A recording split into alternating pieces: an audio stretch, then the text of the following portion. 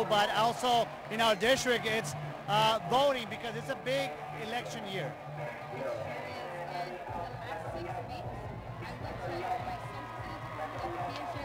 High School have come together and they're working on a Bears Vote campaign to ensure that all students, seniors that are 17 years old and 10 months, that they register to vote all the way up and older. And we've been educating the kids on the importance of voting and that their voice is their vote. So the goal for the district, we're talking on that, it's 85% or more, right? Yes, sir. And also we are trying to get a staff involved. We sure are, and I'm going to tell you, we have a booth in the front office, and it's for our staff to register the vote that need to register to vote, our parents who are coming in, and also community members that anybody from the community can walk in and take advantage of that booth and register to vote. In fact, tonight here at the Bear Raider game, we have two booths, one on the north side and one on the south side. And our social studies department, they are working hard to get anybody here in the community registered to vote. All right, and then just to close, we had the voters registration event just recently where the students from all the high schools were able to listen and understand a little bit more about the voting. Yes, sir. It was held on September 25th at the Edinburgh Conference Center, and we had 200 students from every high school. They came out and they got educated on the importance of voting, and we had some different politicians who came and told them the importance of voting and educated them. So it worked out really well. It was a great event, and we had a lot of support from the community. All right, thank you, Ms. Peña. Thank you, Ms. Garza, Ms. Lugo. Well, let's go enjoy the show. We're about to start. Let's take it upstairs with Javi and Robert. And guys, back to you. Good evening and welcome to PSJA ISD football. We are at PSJA Stadium where the hard-working crew at KTRI will bring you tonight's game between your mighty PSJA High Bears and the intra-district rivals, the Raiders from PSJA North. It's Texas high school football, and there is no better place to be than here at beautiful DHR Hillfield. I'm Javi Martinez, and with me is the Rocket Man, Robert Elizondo. It's week 2 of District 36A. And we have a barn burner of a game for you tonight. Bears, Raiders, Rio Grande Valley's game of the week. And it doesn't get any better. The heated rivalry. Bears, Raiders. Robert, what are you thinking about tonight's football game? Put the kids to sleep. Get ready for a good game tonight, Javi. You're getting into one of the best rivalries here in the Rio Grande Valley. Your PSJ Bears versus your PSA North Raiders. These guys have as much love as Jennifer Garner and that guy who's still in the stint on rehab there. Well, so not a lot of love lost here, but what makes this even more exciting, Javi, is the records coming into district play. Both teams 1-0. So winner got the upper hand in district play. It's identical records. Both teams in first place. Both teams have big games coming up next week, but we can't look forward. It is a big, big game, huge crowd, and here we go with a kickoff. The Bears with a big boot fielded right at the inch line, brought back. Slow return, slow developing return, but he's got some room now. Gets to the 15, 20, 25, 30s, right in front of the Raiders bench, and he's going to scoot out at about the 35-yard line. So not too much excitement on the inception of that kickoff return, but at the end, it was a great kickoff return, and the Raiders are going to have good, solid field position. Not too much excitement, excuse me. That was in the hands of number 3, Arturo Beltran. That's a playmaker for the Raiders there, and that's exactly what he did as he takes it out to the right-hand side, up the sideline, all the way to the 42-yard line of the Raiders. And did you see that block off over here? It was a decleater.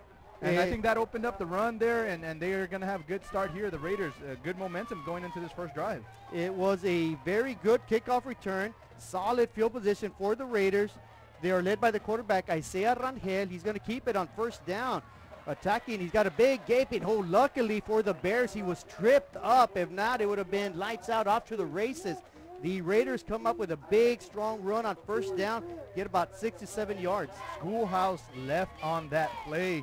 as we see the linemen zone blocking down to the left. They get their blocks, like you said, Javi. And if it's not for that shoestring tackle, the quarterback, Rangel, would probably still be running right now. And so fortunate for the Bears there, it is only a 7-yard gain, 2nd and 3 here on their first drive. Big pickup on first down for the Raiders, a heavy team that likes to rush the ball. And again, they're going to give it up the middle, bounces off one defender, mid at the line of scrimmage, maybe picks up a yard. It's going to bring up a very manageable 3rd down here on the opening drive for the Raiders. So a blitz called by the defensive coordinator of the Bears off that right-hand side of the offense by the defensive back coming up. Might have thrown that play off just a little bit and minimized the yardage gain there, but they do gain 1 yard, setting up a 3rd and 2. And the lineman coming out, running to that line, getting ready to set there, Javi. And quick tempo for the Raiders on 3rd and short. They're going to try to pick up the first down. They give it to their playmaker, Beltran. He makes a couple people miss, and he's off to the races at the 30, 20. He's got 2 defenders to beat. They're not going to touch him. Touchdown, Raiders. The Raiders with a quick strike. That is Arturo Beltran, and the Raiders will strike first. Quick touchdown on the very first possession, Robert. Strike first, strike fast. I'm thinking we're here in the Karate Kid here. Cobra Kai style, baby. Cobra Kai, exactly. And they give it to their playmaker. You see a little pitch pass here. Forward, Beltran sees the opening. The defender gets sucked in. That's one thing you don't want to teach your defensive backs to do. You're the last line of defense on the outside, and he gets sucked in.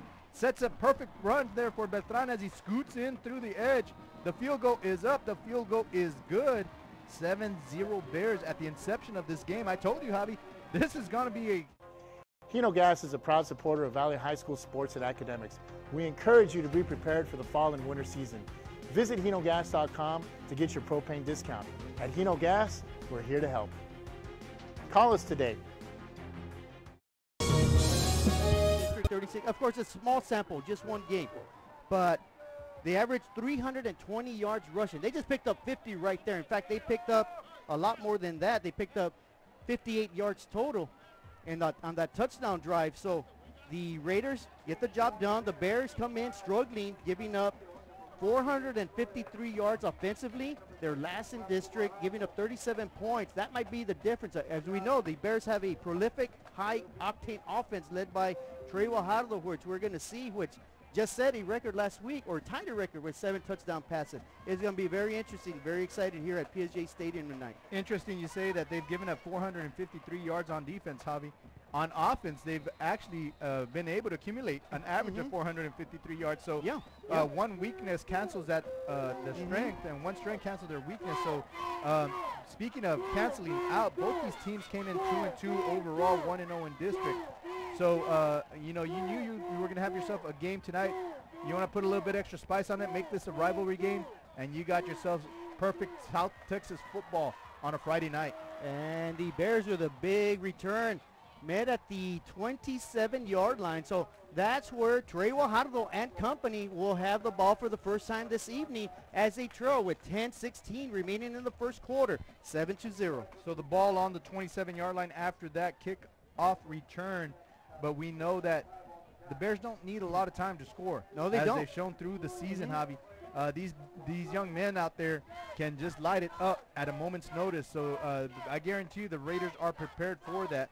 And so let's see what the Bears have drawn up here in their preparation against their sister schools, PSJA North. Trey Guajardo comes into the game with 1,387 yards passing, 15 touchdowns, 1 interception, and he gets another completion. He's going to add to his total yards of passing right there. That'll be sort of a extended handoff, if you a safe play, get the rhythm going. A good 4 or 5 yard pickup on first down. Absolutely, Javi. We've seen this done throughout the season, so this is nothing new for the Bears.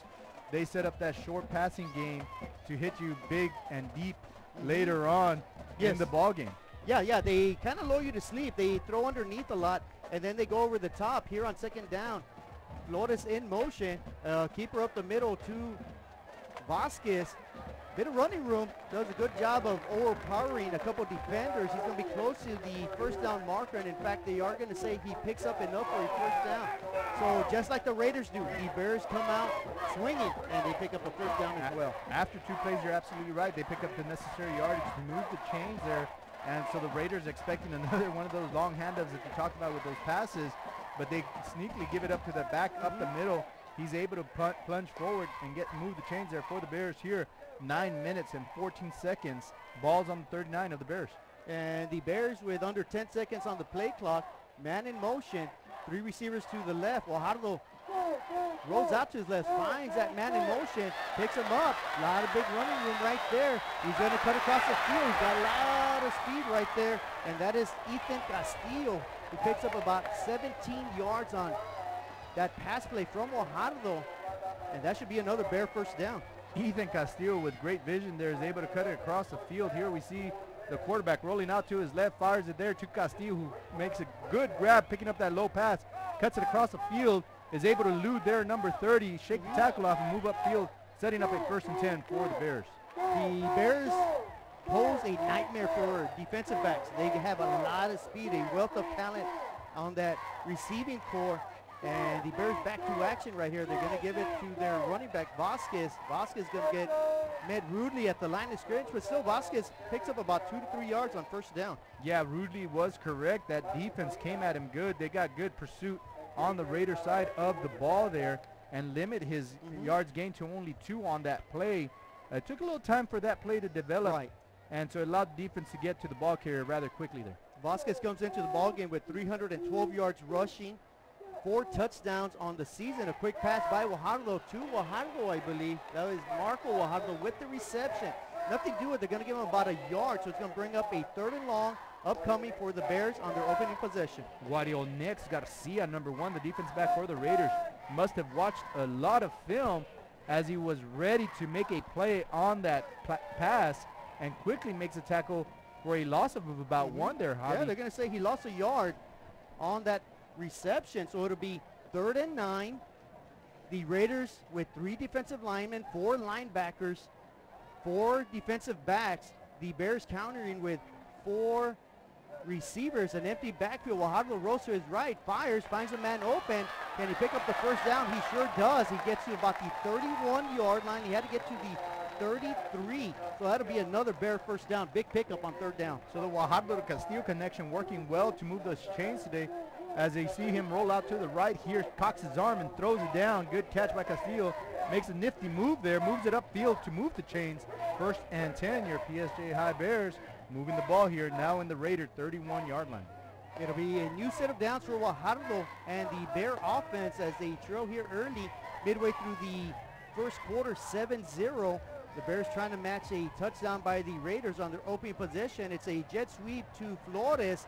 He can outflank the defense. Great effort right there by that stingy defense of the Raiders. J.J. Navarrete, number 9 for the Raiders, the senior defensive back. Their outside linebacker does an excellent job closing in on that runner. He keys on his key, makes the tackle.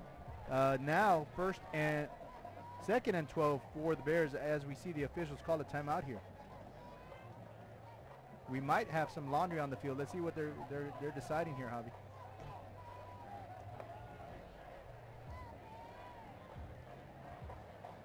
After the play was over, dead ball, unsportsmanlike, number 7 of the offense. It's a 15-yard penalty, 2nd down. Wow, that's a big penalty right there. I didn't even see the penalty. I didn't see the flag. But after the play, they say the Bears running back committed a major foul, and what should have been 2nd and 12 is going to be now 1st and 25. That pushes the Bears all the way back to the Raiders' 48-yard line. So you're right, Javi. They said after the play there, though, Javi. So is that a 1st and 25 or is that 2nd and 25? Well, good question. They're going to say it was during the play because it's still 1st down, because if it was after the play, it would have been 2nd down. I heard after the play there, but fortunate for the Bears, they do mark it 1st and 25. Guajardo rolls out to his right, looking for a person open. Nobody's there. Rolls back out to his left. Can't find anybody open. Tucks the ball in. Moves it up the left-hand side. Raiders quickly closing in on him, but he's able to move the ball upfield almost to cover the yardage loss there, Javi. A great scramble right there by Guajardo. Great secondary job right there by the Raider defense. Guajardo could not find a receiver. Keeps it along the far sideline right in front of the Raiders. And as we see here on the replay, just nowhere to go. Almost a quarterback keeper, if you will. He decided early to keep it. Great stop and jab move right there. He eludes a couple defenders, picks up valuable yards. It'll be second and long, though. Excuse me, it will be third down. So you were correct. It was a first down. And then the penalty, he picks up 10 of the penalty yards on that run. It'll be third and 14 now, upcoming for the Bears. Guajardo fires, fires. He has Flores, great reception. He's going to scoot up to the 17-yard line, and that'll be more than enough for a first down. And that's a backbreaker there for the Raiders here, third and long. And Guajardo, with great vision down the field, finds Flores streaking across just enough to move the chains there. You're right, Javi. First and 10 Bears. A missed opportunity for the Raider defense there as they're unable to close it out on third and long. Bears now knocking at the door inside red zone territory with the ball on the 17-yard line. 5:33 scores 7-0 in favor of the Raiders. That was a big-time hookup, 18 yards right there. Guajardo to Flores, first down. Guajardo drops back. He throws, fires. It is almost intercepted. And I want to say that was Mr. Reina right there that almost got that interception. Yes, that was Ryan Reina, who has 37 tackles on the year. He almost came up with a big interception. Big interception for the big boy, Ryan Reina there, as he's still kind of upset at himself. Yeah, you missed it. But again, that does stop the clock, 5:19. It gives the Bears another opportunity.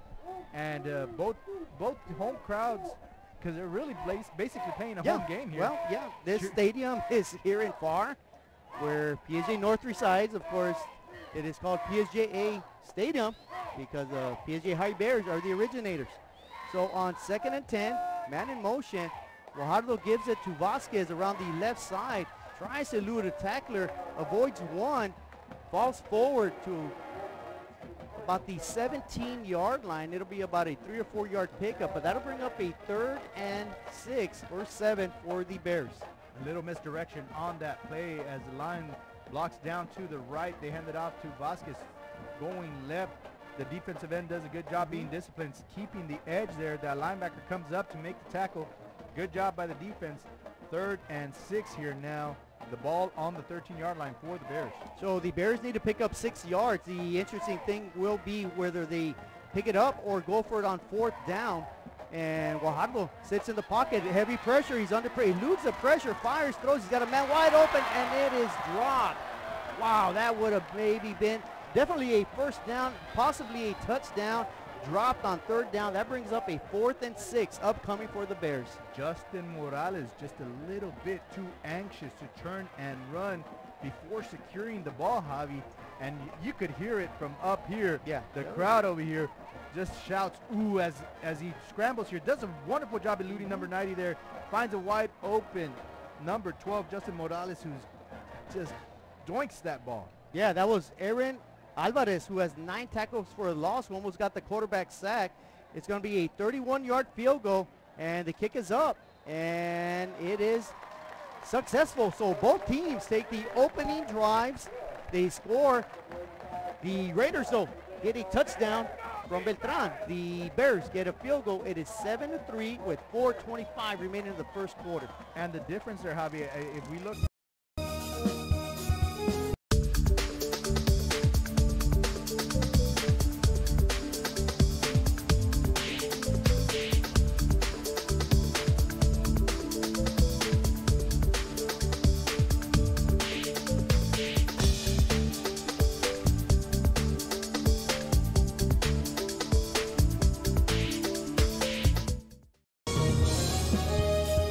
So a very exciting ball game so far with 4:25 remaining in the first quarter. Each team scores on their opening possessions. It's 7-3 Raiders in a highly contested ball game that the winner's going to get a leg up in district play. Both teams come in at 1-0 in district. Both teams have very big games upcoming next week as well. Yeah, you're absolutely right, Javi. Again, you said 1-0, so the team that walks away here 2-0 would be about halfway through district. With a chance to make the playoffs, a very good chance there.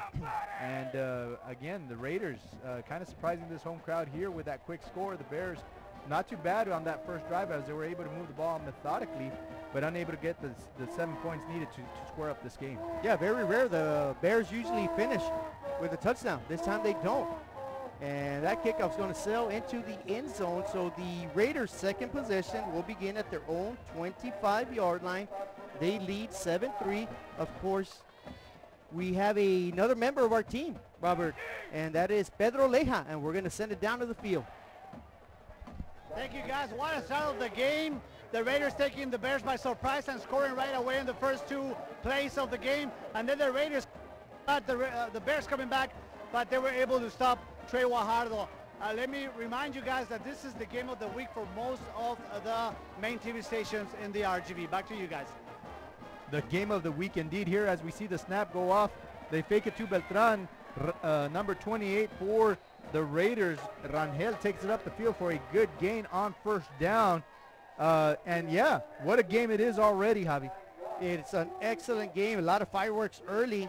Of course, the major one was from Beltran with a 50-yard jolt around the front of the Raiders sideline for the lone touchdown tonight, a 31-yard field goal by the Bears, Ruben Vera, and that's where we sit, 7-3. It'll be 2nd and 1 for the Raiders. Second possession of the ball game at the 34-yard line. Rangel looks, fires, completes. That is caught, and a good reception there. That should be enough for a first down. That is Jonathan Garza with the reception. So the Raiders moving the chains here again on this drive, setting up a new series here with 1st and 10. We see the replay. Rangel drops back, looks off to his left, finds Garza going off there. Good catch, just enough yardage to move the chains as the knee goes down. And the Raiders moving the ball once again. So after a 4-yard pickup on that pass play, the Raiders with a new set of downs. Of course, they have Isaiah Rangel at quarterback. Their running back, Isaac Gonzalez. And I believe he gets the ball for the first time this evening. Minimal gain. They're going to give him maybe a yard on that play. So both lines there doing an excellent job in the trenches, trying not to give up an inch here. As we say, both lines doing an excellent job, Javi. One thing we haven't mentioned was the bragging rights. You know, the team that wins tonight for 65 days has got bragging rights until they meet again. And so this is not only just important for district play, but also to walk around your community with the chest raised up high saying, we owned you for this year. And last year the Bears beat the Raiders 23-0 on the last 14 contests, so they're even at 7-7 on second down. They keep around the right side, and again, right in front of the Raiders sideline, and that'll be a good pickup by the quarterback, just inches past the first down marker. They're going to measure. It might be enough for a first down or just inches short. And I guarantee you, Javi, that 23-0 ball game last year is weighing heavily on the Raiders' mind and was a good driving force throughout the week. Not that they need much driving force when you're playing your sister school that you've battled for over 20-some years. And, you know, and it sets up a beautiful night here in deep South Texas at DHR Health Field, PSJA Stadium. And what a wonderful night it is as we see the entire community for both schools come and support their boys. It is a packed house tonight, and on a new set of downs, a quarterback keeper puts his shoulder pads down. He may have lost the ball, and I'm not sure what they're going to rule. They're going to say maybe he's down by contact right at midfield. The ball did appear to come out, and it appeared to be recovered by the Bears, but they're going to say either his forward momentum was stopped or he was down by contact. In either case, it's going to be a 3-yard gain on first down by Rangel and the Raiders. I might disagree with that call. The body was falling backwards when he lost the ball, but we do not have the advantage of instant replay here. Fortunately for the Raiders, they keep possession, but it's a 2nd and long here with the ball on their own 47. 2nd and 7, Rangel in the shotgun mode, avoids one defender, fires, and he threw it into double coverage, and the Bears defender, Andrew Liss, had a easy interception. It sails over his head. It'll be 3rd and 7 upcoming for the Raiders. I'm not sure if he did not have a good opportunity to make that interception here as we see the replay. Rangel rolls out to his right, flings it up in the air for anybody to grab. Lists, through the hands. Yeah. So he had to get up there. He had to get up there, don't get me wrong, but I'm sure he would love to have that one back. And underneath, Rangel had two receivers open. I'm not sure who he was looking at, but he was looking at the wrong direction because two receivers were wide open. Golden opportunities missed by both teams there. Rangel fumbles the next snap. Scrambles, trying to get outside. He's going to keep it. He fires, and he will simply throw it out of bounds. Good smart move right there by the nimble quarterback, Isaiah Rangel. He's going to save a tackle for a loss, and that'll bring up a 4th down, and more than likely the punt unit for the Raiders. Yeah, very smart play by Rangel as he's able to make something or make nothing out of nothing there, because it was a bad snap from the start. He rolls out to his right, unable to find anybody open, keeps rolling out towards the sideline and flings it out of bounds, and is able to keep the yardage up in around midfield for the punting unit to come up to pin the Bears deep in their own territory. And the Raiders will be punting. It's Jose Alvarez, I believe, with the punting duties. Not a very lengthy putt. And it's going to sail out of bounds at about the Bears' 37-yard line. So the Bears will take over on their second possession as they trail here in the later stages of the first quarter, 7-3. And I'm not sure I like that mark there. I think it should be up closer to around the 42-yard line, 44-yard line, as that punt quickly sailed left of that offense. And I want to say that's where about it hit out of bounds. And so fortunately for the Raiders, the ball is still on the 37-yard line of the Bears. But that's good starting field position here for the very explosive Bear offense. So the Bears will come out on offense, attack the Raider defense, and a quick swing out pass. That one's bounced to Marco Guajardo, so to bring up a quick 2nd and 10 upcoming for the Bears. And this is something we've seen throughout the season as well with Guajardo, sometimes struggling early in the game to get the pass on their targets, but he quickly makes up for it later on in the ball game. And so we've seen 3 or 4 low passes here. This one does bounce off the ground, but I guarantee you, Javi, that ain't going to be a problem for long. As we say, you know, as Guajardo goes, so do the Bears. The Bears are efficient when Guajardo is, and once he finds the rhythm, they're deadly. And on 2nd down, a swing pass to the running back, Vasquez, not doing much, a simple 2-yard pickup. That's going to bring up a 3rd and 8 upcoming for the Bears. So the Raider defense keeping the Bears on their toes here. Guajardo having a little bit of trouble adjusting to this coverage that they're showing. They've shown man, they've shown zone. Right. And so here's the snap, Javi. And on 3rd down, the Raiders try to get after the quarterback. A little bit of pressure, forcing Guajardo to scramble to his right. Everybody covered. He's going to fire. He finally finds a man open, gets him, and he's going to fall at the 39-yard line. They're going to give him. So, all the way to the 34-yard line of the Raiders. So big time, great patience right there by Guajardo, finding his receiver. I believe that was Castillo with the reception. And here you see the replay. He rolls out to his left, nobody open, comes back to the right. What you don't see on the camera is Ethan Castillo does a good job getting open for his quarterback.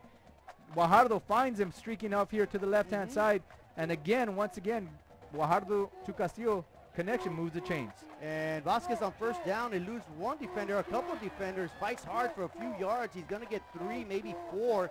Good play right there. Good hard-nosed running by J.R. Vasquez. And that's going to draw an end to the first quarter, but you're absolutely right. He could have easily given up after that first contact, Javi. He keeps his legs churning, able to get about 3 yards there, setting up 2nd and 7 as we move into the second quarter. The score right now here in DHR Health Field, PSJ Stadium, your PSJ North Raiders 7, your hometown PSJ Bears 3 with the Bears driving. It has been a very exciting, fast-paced first quarter, and the upper hand goes to the Raiders, 7-3. You know, stat-wise, the Bears with 106 total yards, the Raiders with 83, but the only thing that matters is the scoreboard. And right now, the Raiders with the upper hand. Of course, as we start the second half, the Bears are driving, trying to either to tie it, get within 1 or take the lead. So those of you watching at home, I know we might be on about an hour delay, but if you do get this game, you can still make it out here. There might be some few seats up in the nosebleed section, but you're welcome to join us as we'll have an exciting finish to this ball game this evening in this district play with both teams 1-0 right now. Currently, Javi, those Bears are driving and inside Raider territory. And on 2nd and 7, Guajardo will be flanked by a running back, Marco Guajardo in motion, looks, fires, passes it to Marco Guajardo. He eludes one defender. He's off to the races, tries to beat another defender, streaks down the sidelines, toe taps his way to the 7-yard line. Big pickup right there for the Bears. Guajardo to Guajardo. Tippity tap, toe tap, tap, tap. And he jukes left, jukes right, and is able to keep moving up the field, setting up first and goal. Balls on the Raider 7-yard line. And again, here we see the replay. Guajardo looks left, finds Guajardo streaking right. And there he comes into your screen, folks. And he's able to make you look left, make you look right, but he moves the ball up to the 7-yard line. Bears knocking on heaven's door here. That is a 24-yard pickup, and on first down, the Bears run it, and that is a touchdown. Trey Guajardo with a keeper, eludes a couple defenders, and he strolls in for a Bear touchdown. The Bears regain the lead for the first time, or actually take the lead for the first time this evening. They're up on the scoreboard, 9-7. And the student sections cheering their hometown here as we see Guajardo tuck it into his left hand, stretches the ball across the goal line, and we see the letters B-E-A-R-S streak across the field here, signaling a touchdown for your PSJ High Bears, awaiting the extra point. Javi, 9-7. Here is the snap, the hold, the kick, up, and good. And with that extra point, the Bears now are up 10-7, 11:47 remaining in the first half.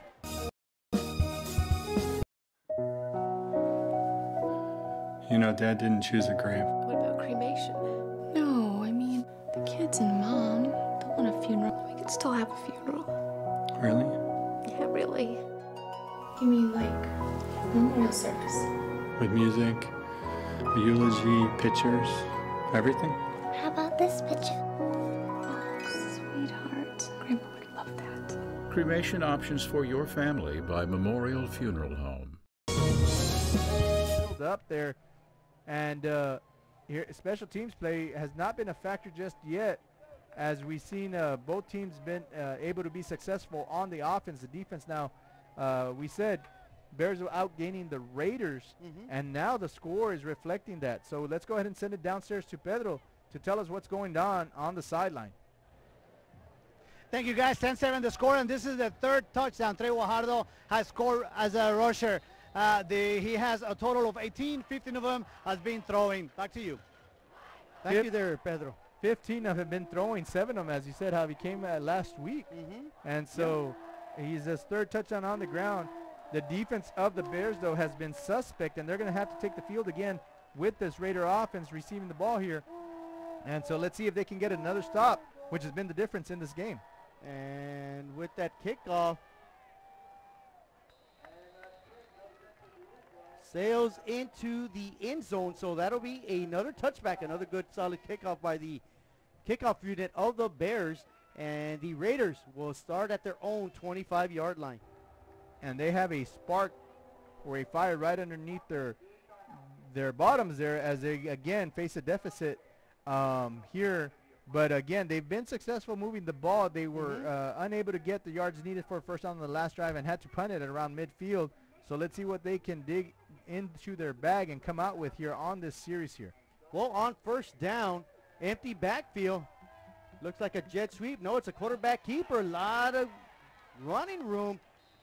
Good job of defending at the very end by the secondary and the linebacker, Pablo Trevino, making a big-time saving tackle, but not until Rangel picks up about 9 yards on first down. And that was a slow developing play there as the linemen are able to get up to the second level, which allows Rangel to move the ball up the field successfully for a 9-yard gain. Second and short here. Ball's on the Bear 34-yard line, so not a bad play there on that opening snap. Second and 1. A quarterback keeper again, this time manhandled in the backfield. And that is big Marcos Pedraza with a big-time tackle for a loss. That's going to bring up a third down. Still a manageable third down upcoming for the Raider offense. And I'm not too sure why he gave the ball. Why did he did not hand the ball? As you said, Pedraza was already in his face when he pulls the ball out of the pocket of the running back, and he's quickly tackled for a loss there.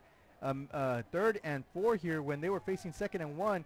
All they needed was that inch. So just give it to your back and move the chains and get ready for the next series.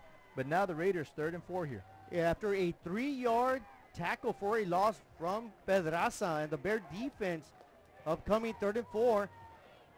Rangel awaits a snap, but wait, did he take too long? It may be a delay of game, or was there a timeout called?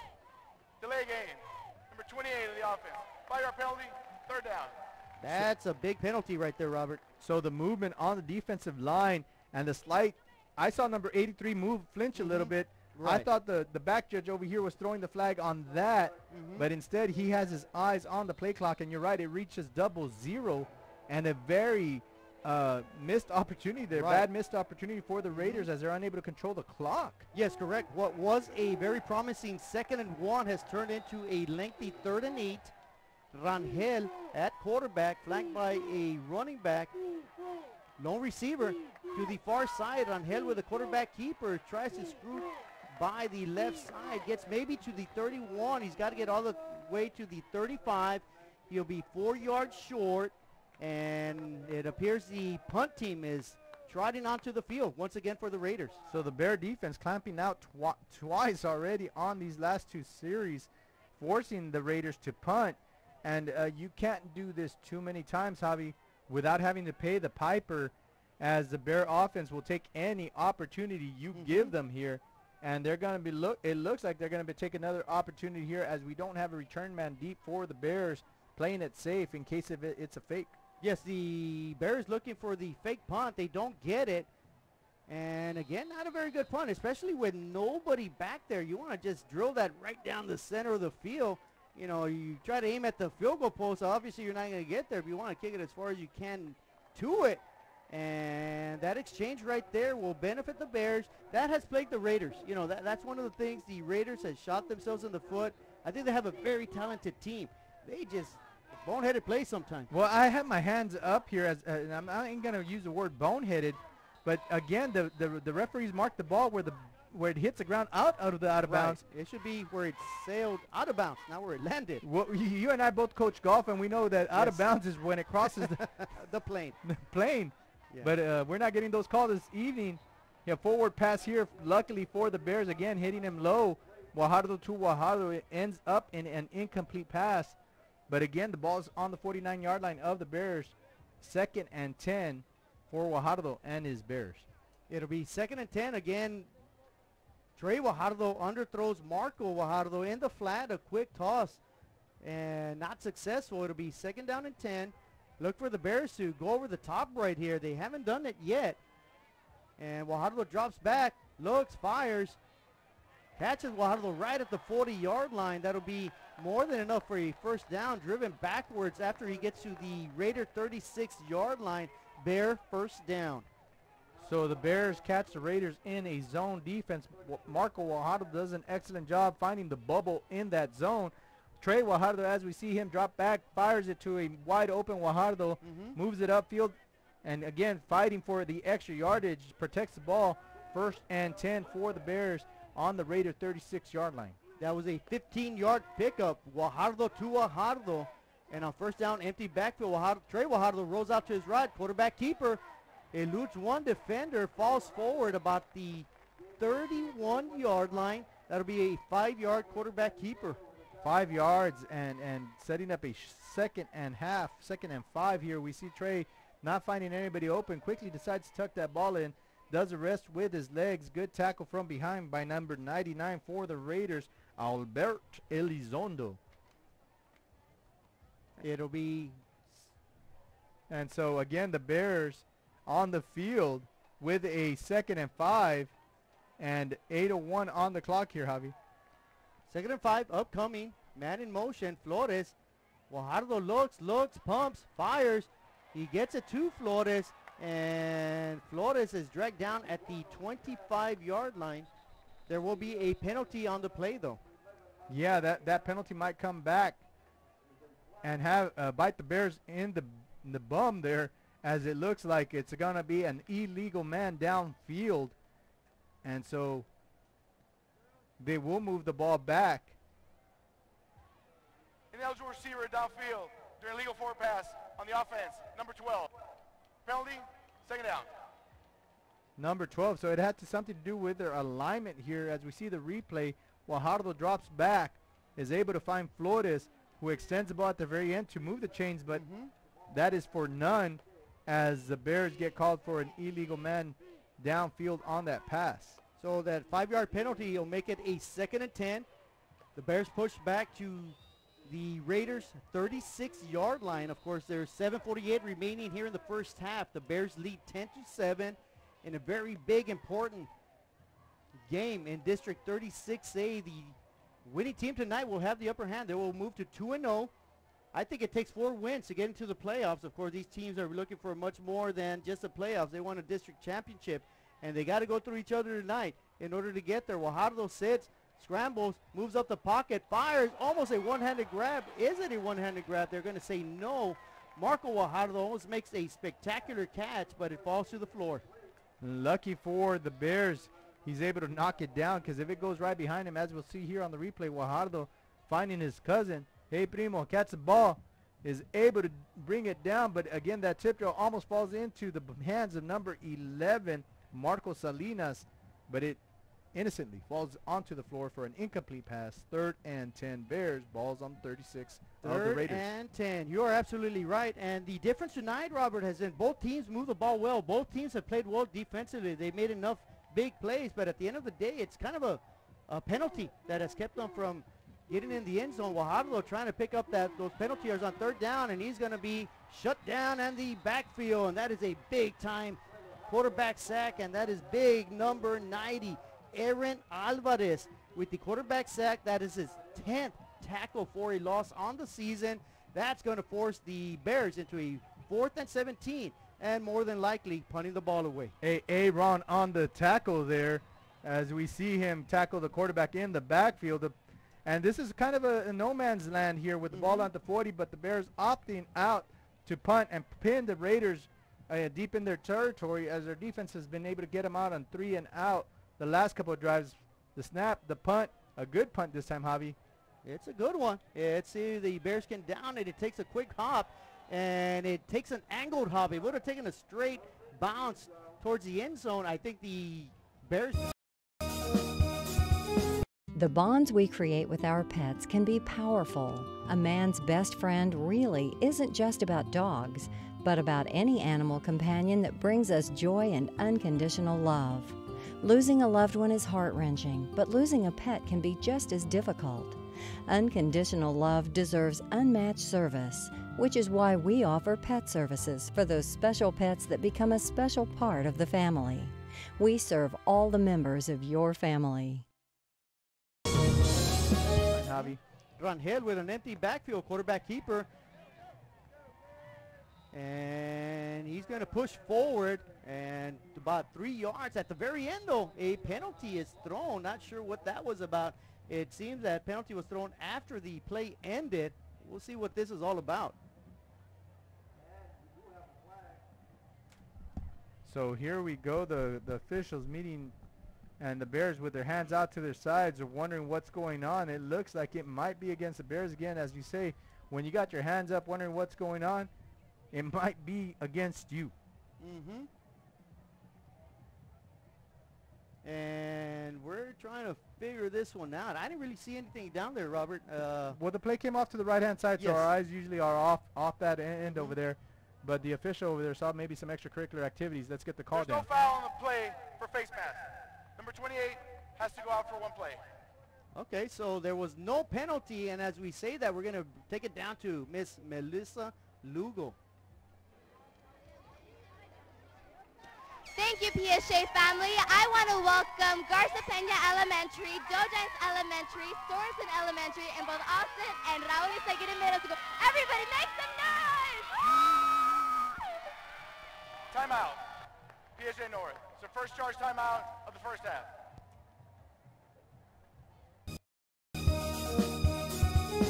We are this close. We're this close. We are this close. Of wanting to making history. This close to changing the world. We are this close. This close. This close to making sure no child suffers a crippling disease ever again. This close. We are this close to ending polio. To ending polio. All we need is you. This close. If we donate now, we may lose this chance forever. Help Rotary make history at endpolionow.org. Do that, you know. Yeah. I grew up old school where you try to run through a paper poster. I Got love your rejected a commentary, couple Javi. times. But I don't know if the field. I think the field ran out before the players. But you know, they ran out before the opening kickoff. Before the opening kickoff. Well, they were before the players. Yeah, absolutely. And that was, of course, Isaguirre Middle School and Austin Middle School. And the coach for the Raiders right now, he's livid. I don't know why. Well, they tore the helmet off number 28, so Right. he's wondering why he did not get a face mask call on that play. And now number 28 has to come out for a play. And so they got to deal with it. They're not going to get a change on the call. You just got to keep moving forward as you face a 10-7 deficit. 2nd and 6, balls on your own 24. Get your players focused and let's keep moving forward. So I'm sure he's done an excellent job of doing that. He's just trying to argue his point, as anybody would do, to fight for his team. Exactly. You got to always be defending your players. And on 2nd down, Rangel tries to help his team, passes, and over the shoulder of his intended receiver, sails incomplete. And again, that was number 24, Jonathan Garza, the intended receiver. So incomplete pass. It'll bring up a 3rd and 6, and I'm surprised we haven't seen too much of Arturo Beltran aside from that 50-yard touchdown run. Absolutely. You know, if Rangel is able to lead Garza just a little bit, he's got to make a catch and put the ball near midfield. Unfortunately, he throws it behind, and unfortunately that's not picked off by the Bears. But now they're facing a 3rd and 6 with the crowd getting really loud here, and let's see what they have drawn up. The defense is chanting defense, because that's what the fans want them to do, and because of that, the intimidation factor, a timeout is called. We have a little bit of a break in the action. And then we see the Raiders cuddle up next to Kaufman. They're Kaufman talking them up, saying, hey, we got to get good yardage here. We just got to get... The Harlingen Downtown District has a bit of everything, my friends, and here's an invitation for you to visit and experience a friendly environment with a taste of local business and a variety of shopping, dining, and entertainment throughout the year. Vintage shops loaded with collectibles from the past, dining that caters to all, boutiques, quilting, salons, live entertainment, and don't forget about market days on the first Saturday of each month on Jackson Street and Art Night the last Friday of the month. It's the Harlingen Downtown District, and the invitation is for you. Shop Downtown Harlingen today.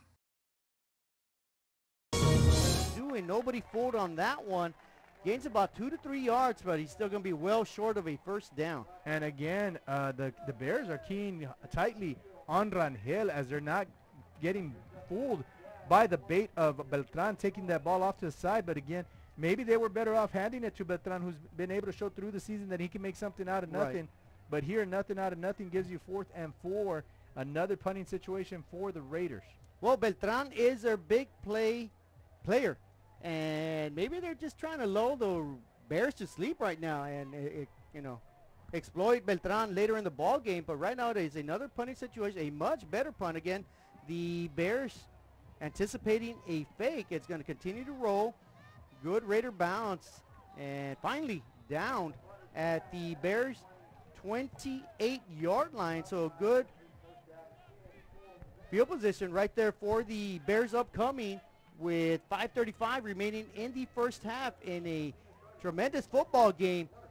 Big game. Bears Raiders doesn't get any bigger than that in the whole Rio Grande Valley, maybe in all South Texas. It's a great matchup tonight. So if you're not a fan of either team, Javi, just buying a ticket is worth its cost, as you can come and watch a wonderful game tonight. Two teams that have worked hard to prepare themselves for district play.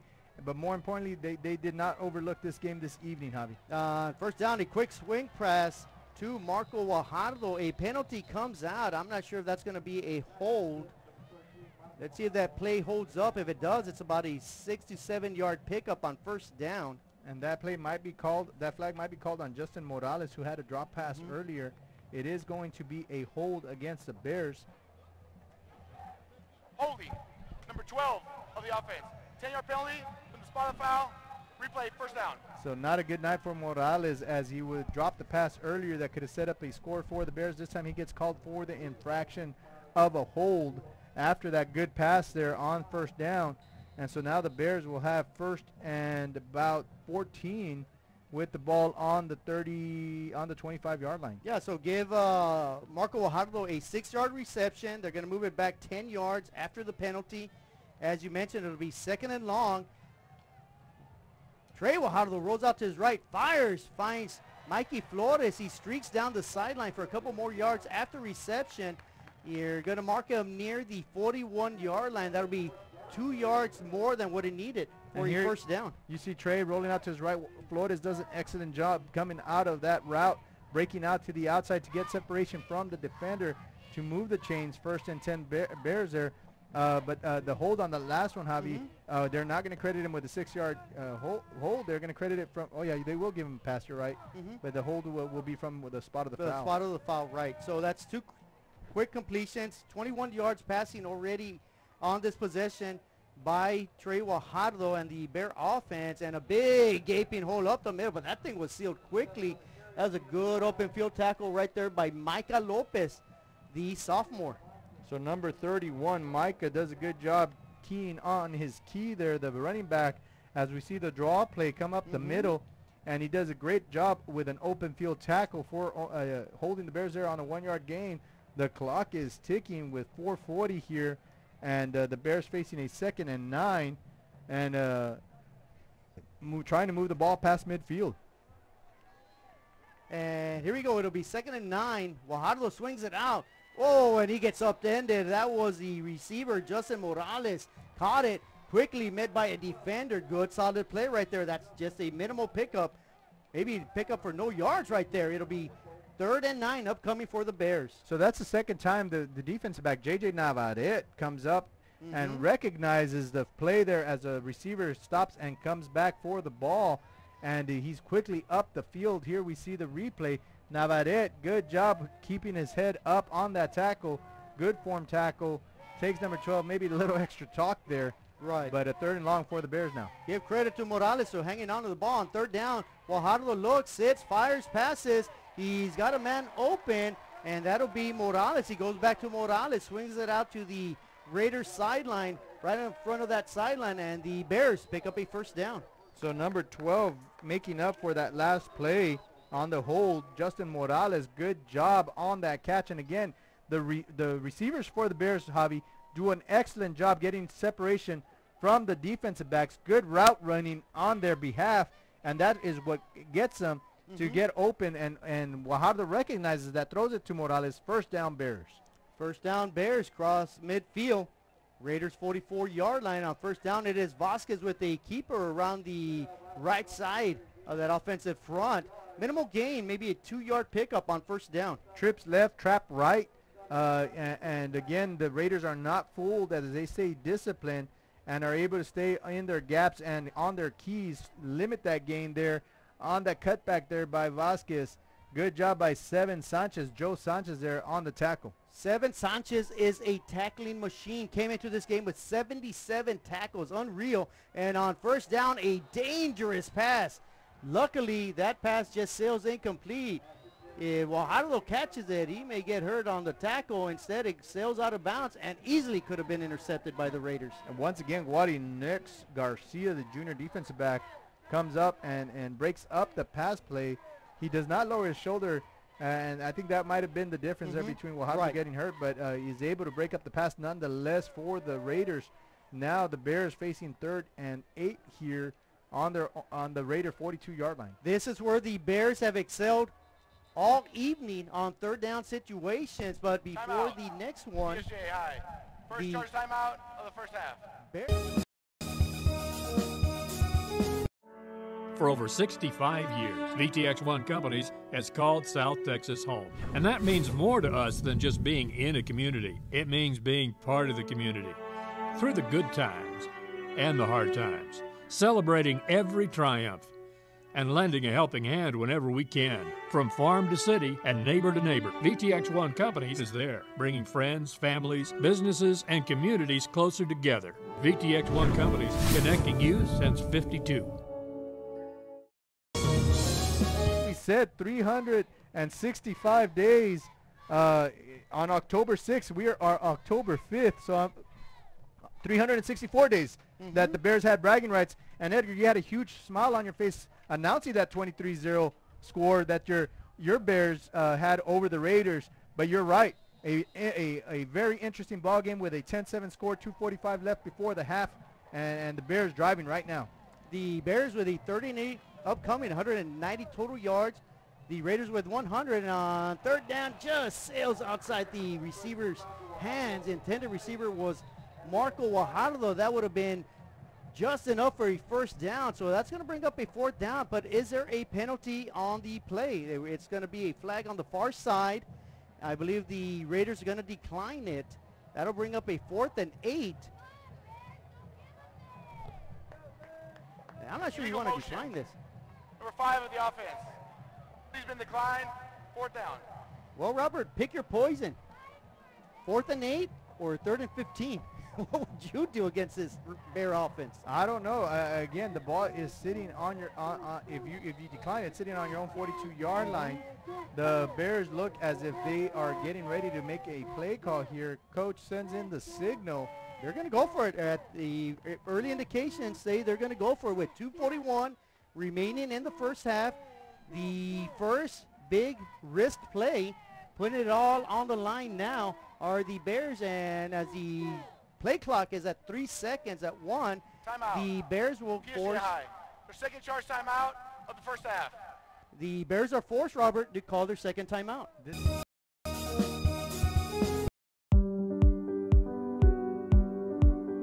I opened Alex Restaurant with the intention to give people in Brownsville and those who visit us a very unique experience in the area of retail. We saw the need to give people a personal experience that only a boutique could provide.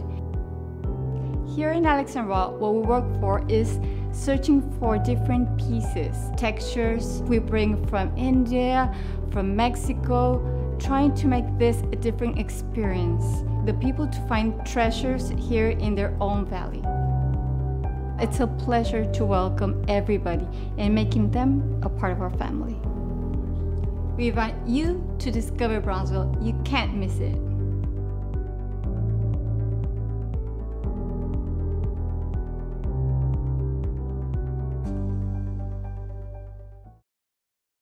Front for the Raiders gets the job done. They take over on downs with 2:37 remaining in the first half. The Raiders will take over at their own 42-yard line. Excellent job by the defense disguising the pass rush there as Seven Sanchez gets into the backfield in the face of Guajardo, forcing him to throw early and off target into the ground. An incomplete pass does give the Raiders a turnover on downs with 2:37, 1 timeout remaining.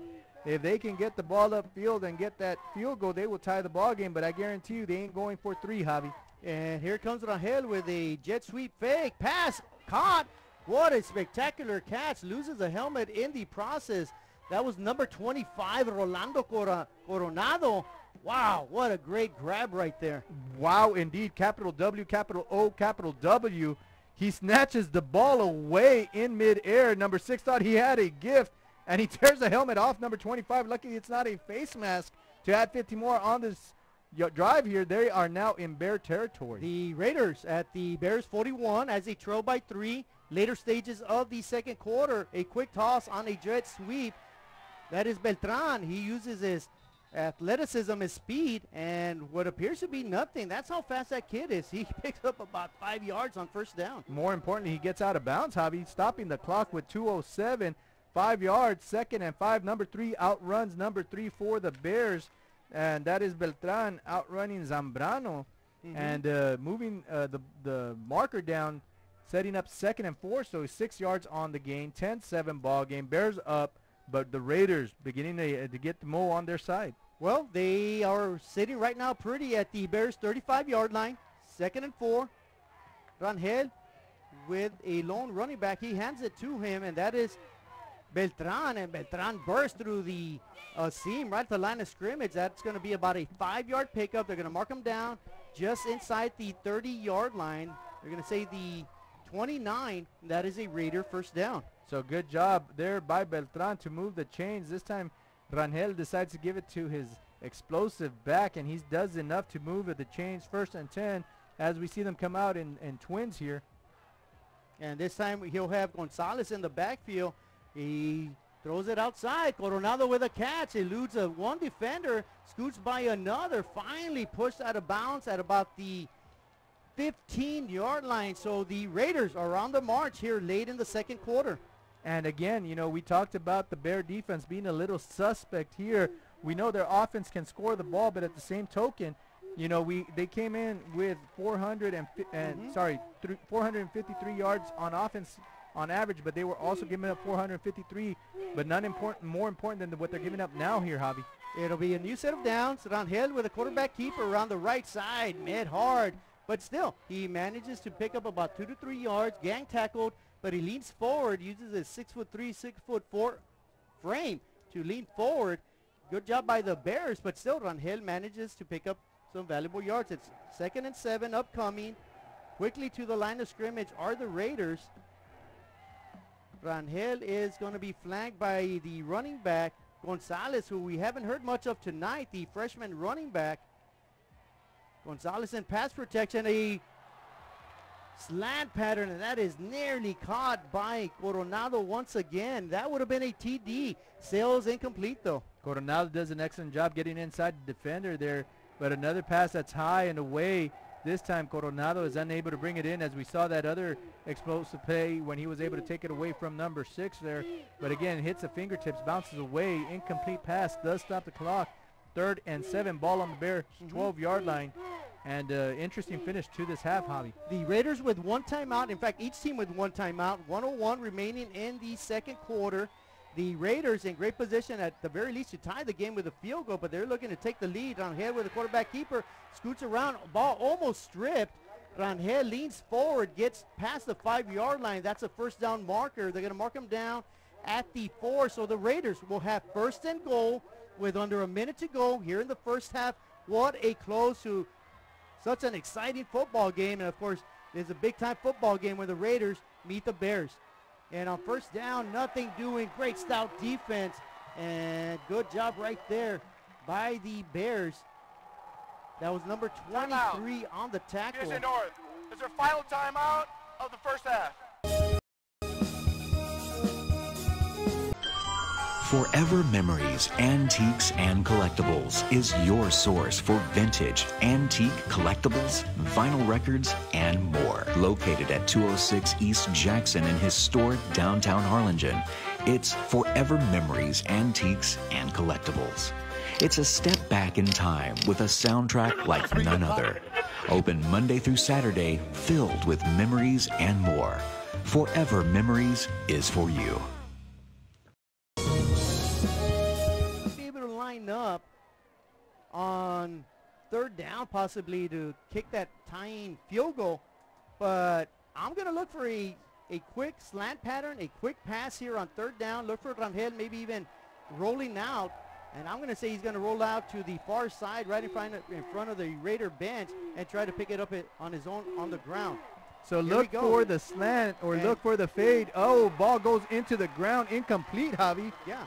They did exactly what I thought they were going to do. He throws it in the ground. I think he was better off just keeping it on the ground. It'll be 3rd down and 5, 30 seconds.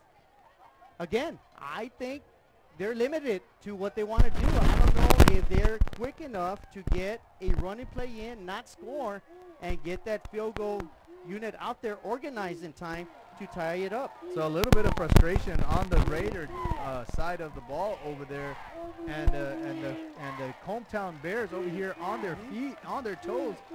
3rd and 5 here. The quarterback rolls out to his left. Quarterback keeper, he's going to try to sneak it in. He dives. He will not make it, but they say he is bumped out of bounds. Wow, I'm not sure about that. If you're on the Bears side, which we all are this evening, that looked like he was tackled in play. That saves a lot of valuable time, as we see here on the replay. Rangel with just a quarterback keeper around the right side. He definitely was is not out of bounds. And time may have expired, so it'll be 4th down. The Raiders, I'm not sure what they're doing. They're going to do a fake snap, fake play. I don't know what they're doing. Okay, they're going to run it. They're going to try to sneak it in. Quarterback keeper. There is a fumble on the field. and Hoffman is all the way out there. He better be careful because they're going to call him for a penalty if he's not careful. He is livid as to what happened. It is bare ball at the 1 yard line. Well, I think what he's upset about is that they started the play clock rather quickly. And, you know, in all honesty, you know, you never want to second guess a coach or anything, but if that's the case, just take your delay of game, 5 yards, go ahead and kick a field goal. Instead, they go for it, they get denied. The Bears will retain the lead. Wow, with 18 seconds, let's just make sure Guajardo, who's going to receive a shotgun snap in the end zone, doesn't get a safety. Very, very interesting turn of events here. Guajardo goes, he just does muscle his way to the 2 yard line. And what a conclusion to this first half. I tell you what, it doesn't get any better in South Texas than Bears Raiders, and we are seeing it firsthand tonight here on Friday night at PSJA Stadium. We're going to head into the half. We're going to send it down to Pedro Leja. Bears 10, Raiders 7. Hino Gas is a proud supporter of Valley High School sports and academics. We encourage you to be prepared for the fall and winter season. Visit hinogas.com to get your propane discount. At Hino Gas, we're here to help. Call us today.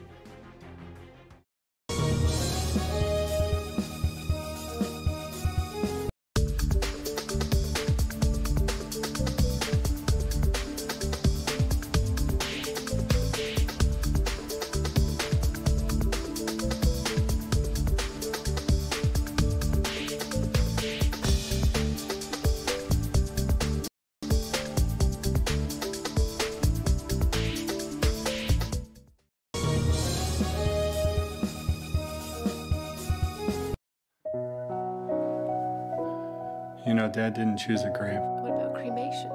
No, I mean, the kids and Mom don't want a funeral. We could still have a funeral. Really? Yeah, really. You mean like memorial service? With music, a eulogy, pictures, everything? How about this picture? Oh, sweetheart. Grandpa would love that. Cremation options for your family by Memorial Funeral Home.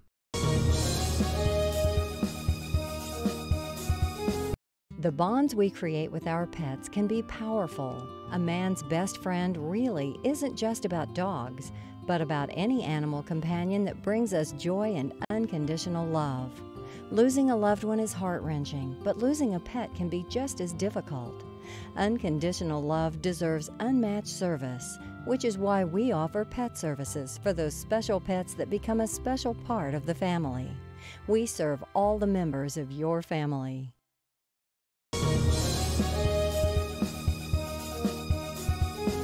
We are this close. We're this close. We are this close Of uncertainty.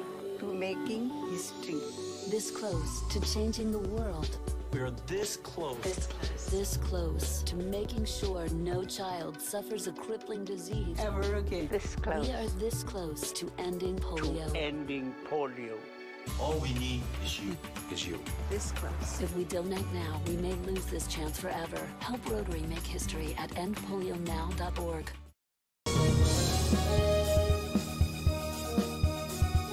The Harlingen Downtown District has a bit of everything, my friends, and here's an invitation for you to visit and experience a friendly environment with a taste of local business and a variety of shopping, dining, and entertainment throughout the year. Vintage shops loaded with collectibles from the past, dining that caters to all, boutiques, quilting, salons, live entertainment, and don't forget about market days on the first Saturday of each month on Jackson Street and Art Night the last Friday of the month. It's the Harlingen Downtown District, and the invitation is for you. Shop Downtown Harlingen today.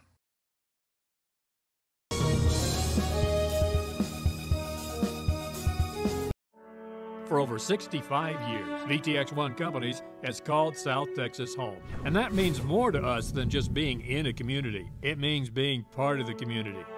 Through the good times and the hard times, celebrating every triumph and lending a helping hand whenever we can. From farm to city and neighbor to neighbor, VTX1 Companies is there, bringing friends, families, businesses, and communities closer together. VTX1 Companies, connecting you since '52.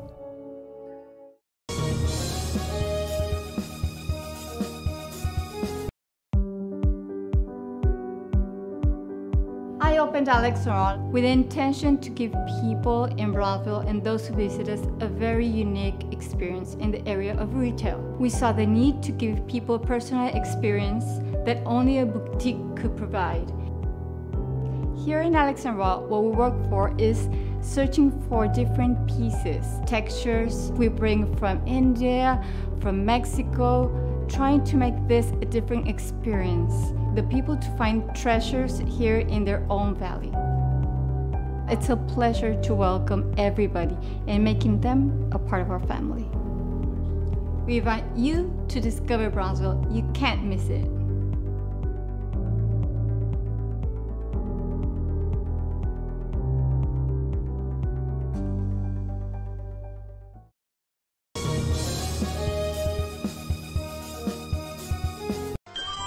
Forever Memories, Antiques and Collectibles is your source for vintage, antique collectibles, vinyl records, and more. Located at 206 East Jackson in historic downtown Harlingen, it's Forever Memories, Antiques and Collectibles. It's a step back in time with a soundtrack like none other. Open Monday through Saturday, filled with memories and more. Forever Memories is for you.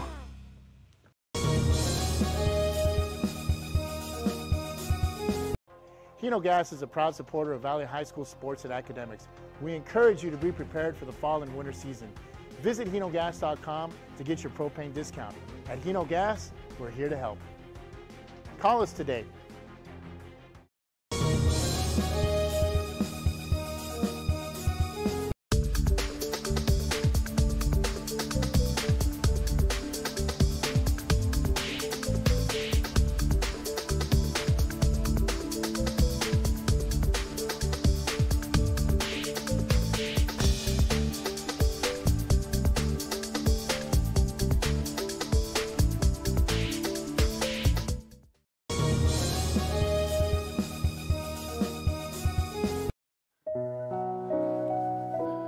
You know, Dad didn't choose a grave. What about cremation?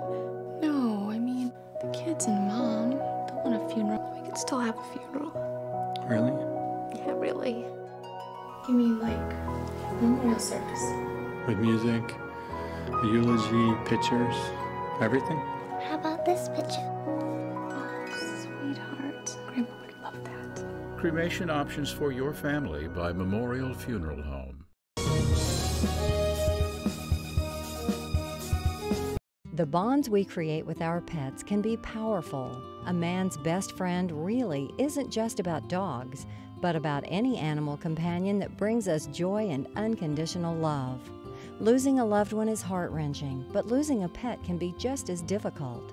Unconditional love deserves unmatched service, which is why we offer pet services for those special pets that become a special part of the family. We serve all the members of your family.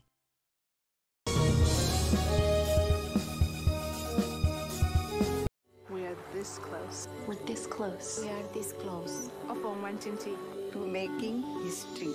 This close to changing the world. We are this close. This close to making sure no child suffers a crippling disease. Ever again. This close. We are this close to ending polio. Ending polio. All we need is you. This close. If we donate now, we may lose this chance forever. Help Rotary make history at endpolionow.org.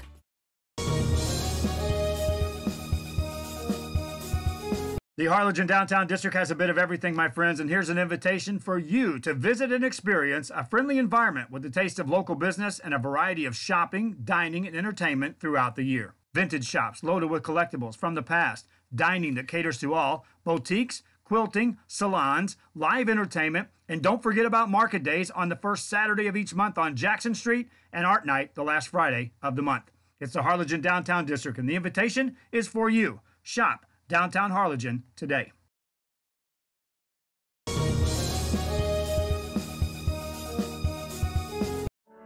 For over 65 years, VTX1 Companies has called South Texas home. And that means more to us than just being in a community. It means being part of the community. Through the good times and the hard times, celebrating every triumph. and lending a helping hand whenever we can. From farm to city and neighbor to neighbor, VTX1 Companies is there, bringing friends, families, businesses, and communities closer together. VTX1 Companies, connecting you since '52.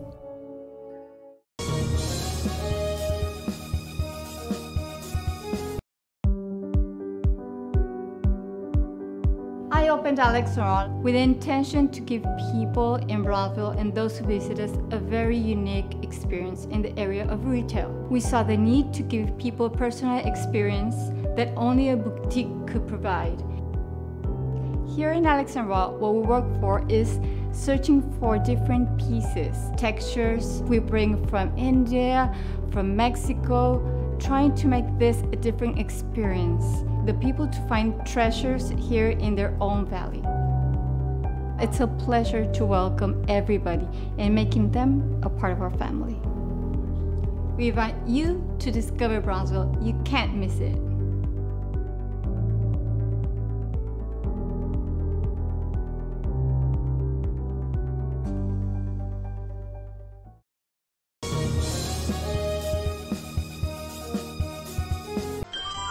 Forever Memories, Antiques and Collectibles is your source for vintage, antique collectibles, vinyl records, and more. Located at 206 East Jackson in historic downtown Harlingen, it's Forever Memories, Antiques and Collectibles. It's a step back in time with a soundtrack like none other. Open Monday through Saturday, filled with memories and more. Forever Memories is for you.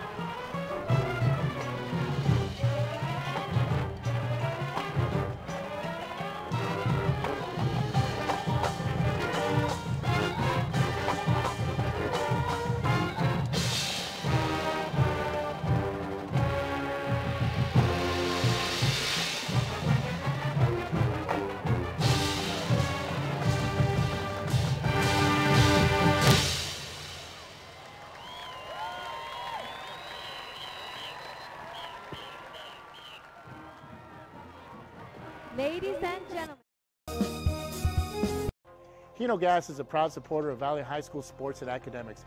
We encourage you to be prepared for the fall and winter season. Visit hinogas.com to get your propane discount. At Hino Gas, we're here to help. Call us today.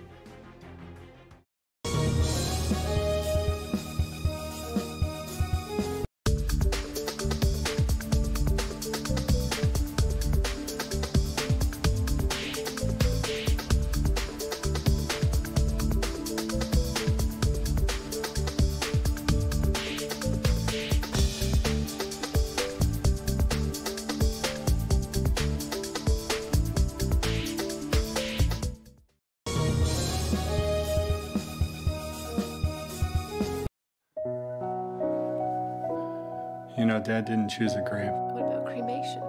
No, I mean, the kids and Mom don't want a funeral. We could still have a funeral. Really? Yeah, really. You mean like memorial service? With music, a eulogy, pictures, everything? How about this picture? Sweetheart. Grandpa would love that. Cremation options for your family by Memorial Funeral Home.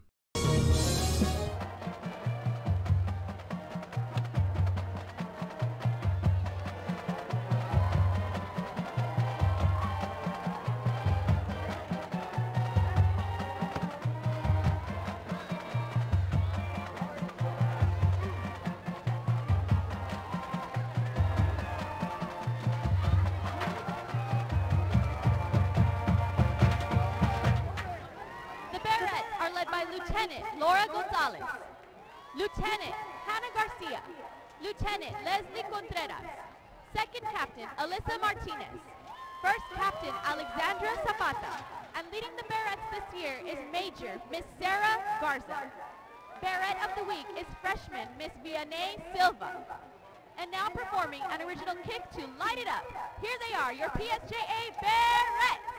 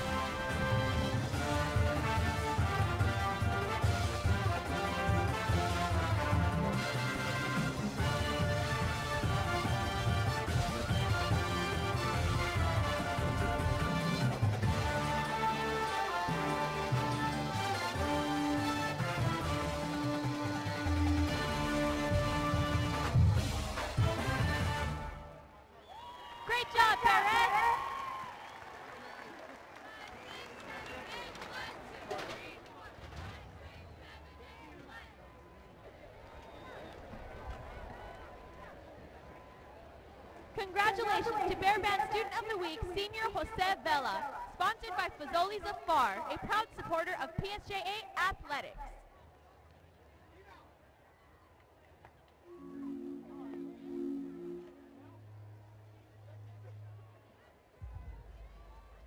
Now it is my pleasure to introduce to you the PSJA Early College High School Mighty Bear Band.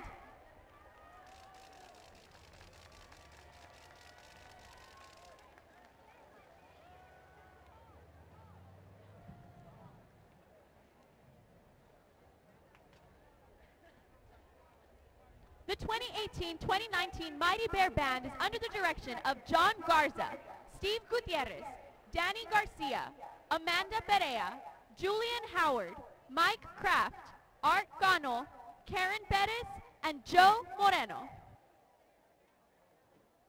This year's pigskin production is titled Starry Night, inspired by the famous Vincent van Gogh masterpiece.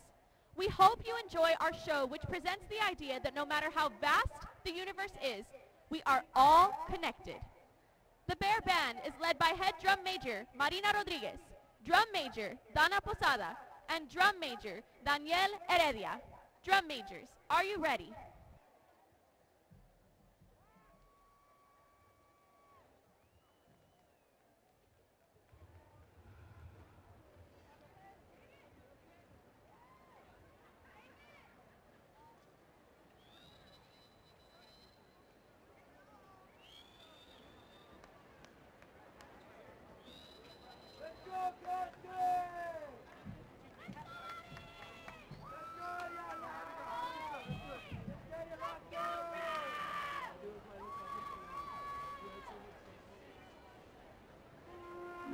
When I look up at a starry night, I don't only see the stars or the moon. I don't see emptiness. I see hope. When I look up at a starry night, I see a place that connects every living thing.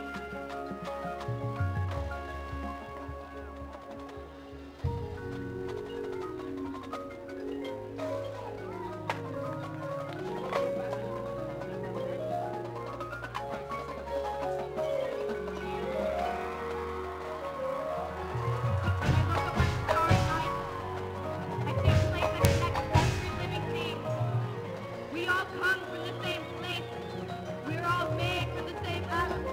The same atoms that trace back to the origins of our universe. When I look up at a starry night, I see life. I see connection.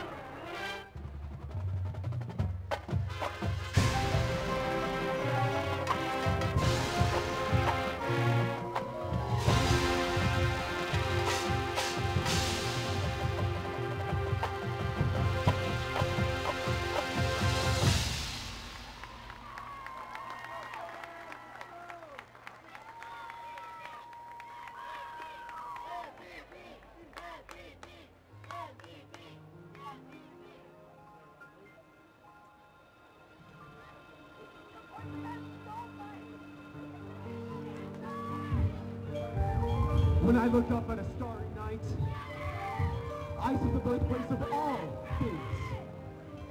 I peer into the past, and I behold the future. When I look up at a starry night, I see myself.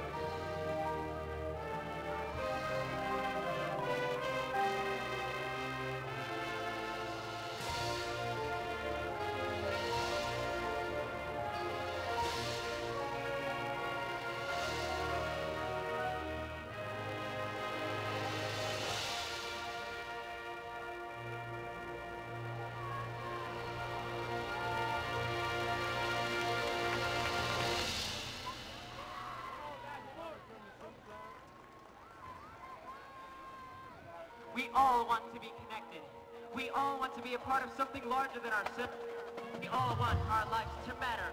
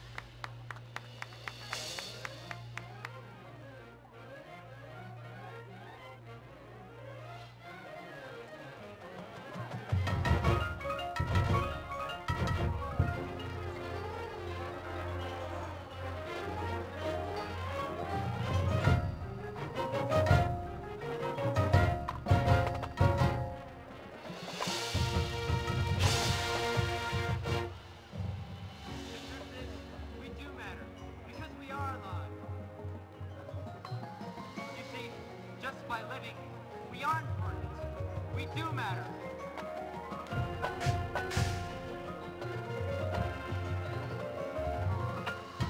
When I look up at a starry night, I am connected to every other living thing. I am you, and I matter.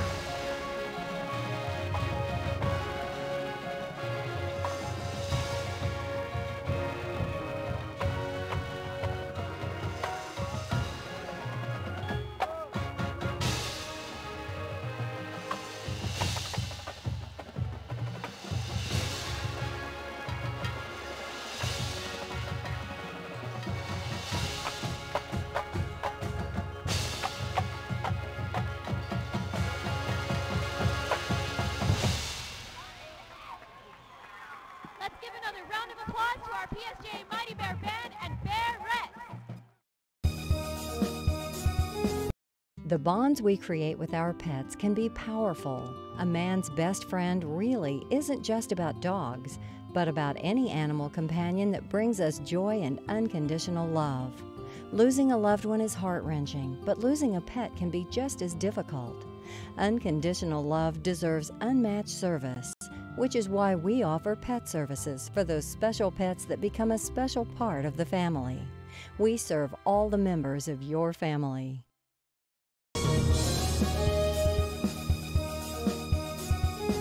We are this close. We're this close. We are this close. Of One Team T. to making history. This close to changing the world. We're this close. This close to making sure no child suffers a crippling disease Ever again. This close. We are this close to ending polio. Ending polio. All we need is you. This close. If we don't act now, we may lose this chance forever. Help Rotary make history at endpolionow.org.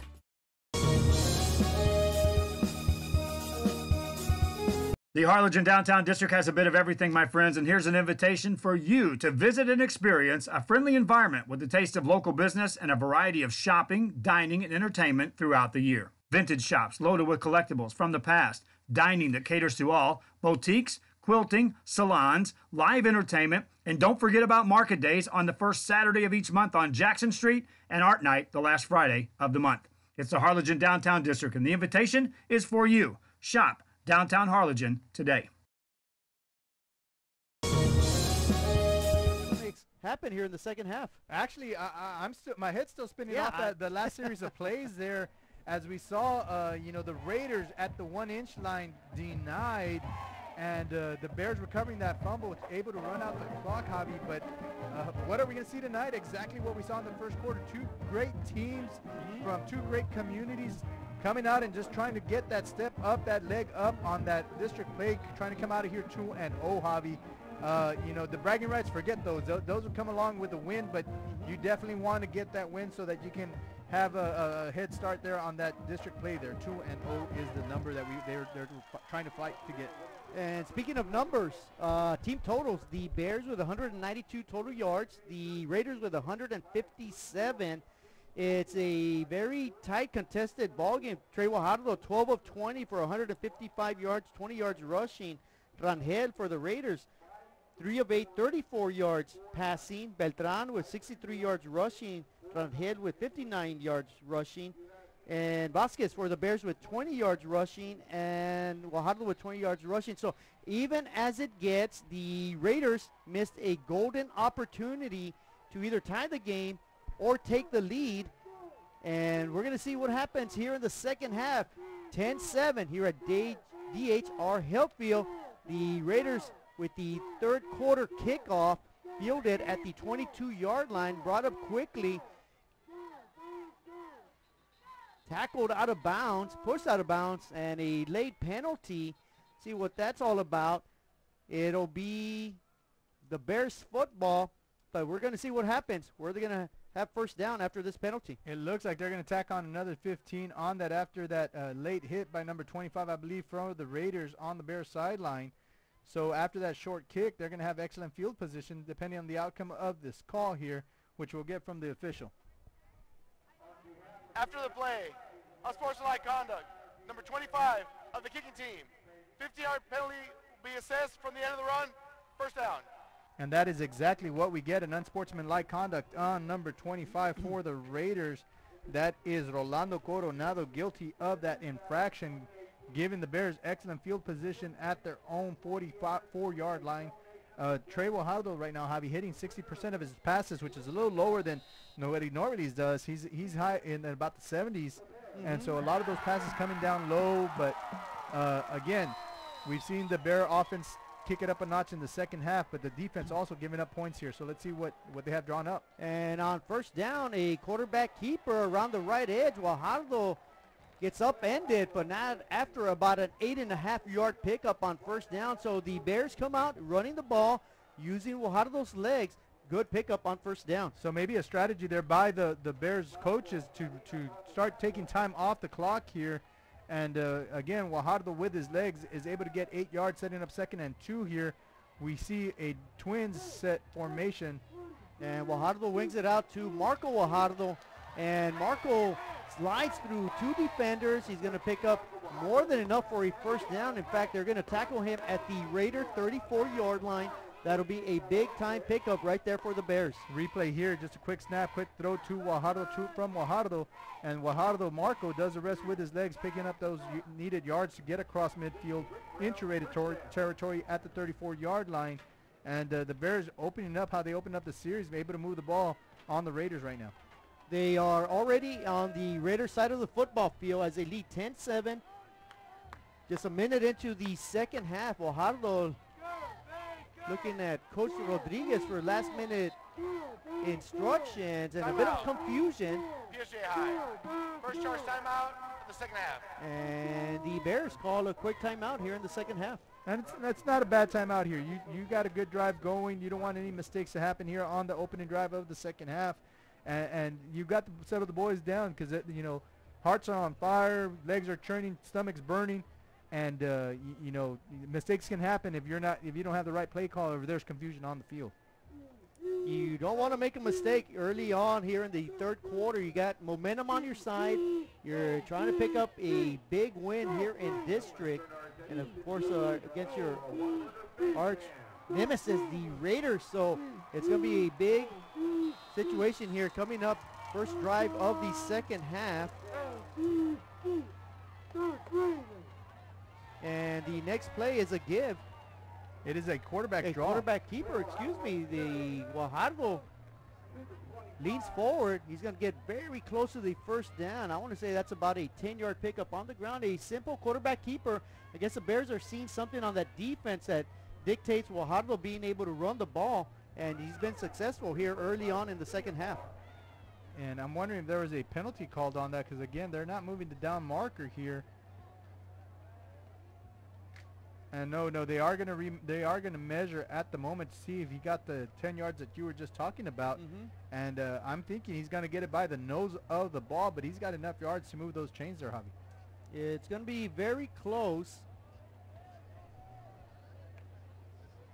And well, now that they extend the marker, it looked like he was gonna miss it by a hair or two. Instead, it's a good half a yard. About a football and a half there. Yeah, so it's a 9-yard pickup for Trey Guajardo.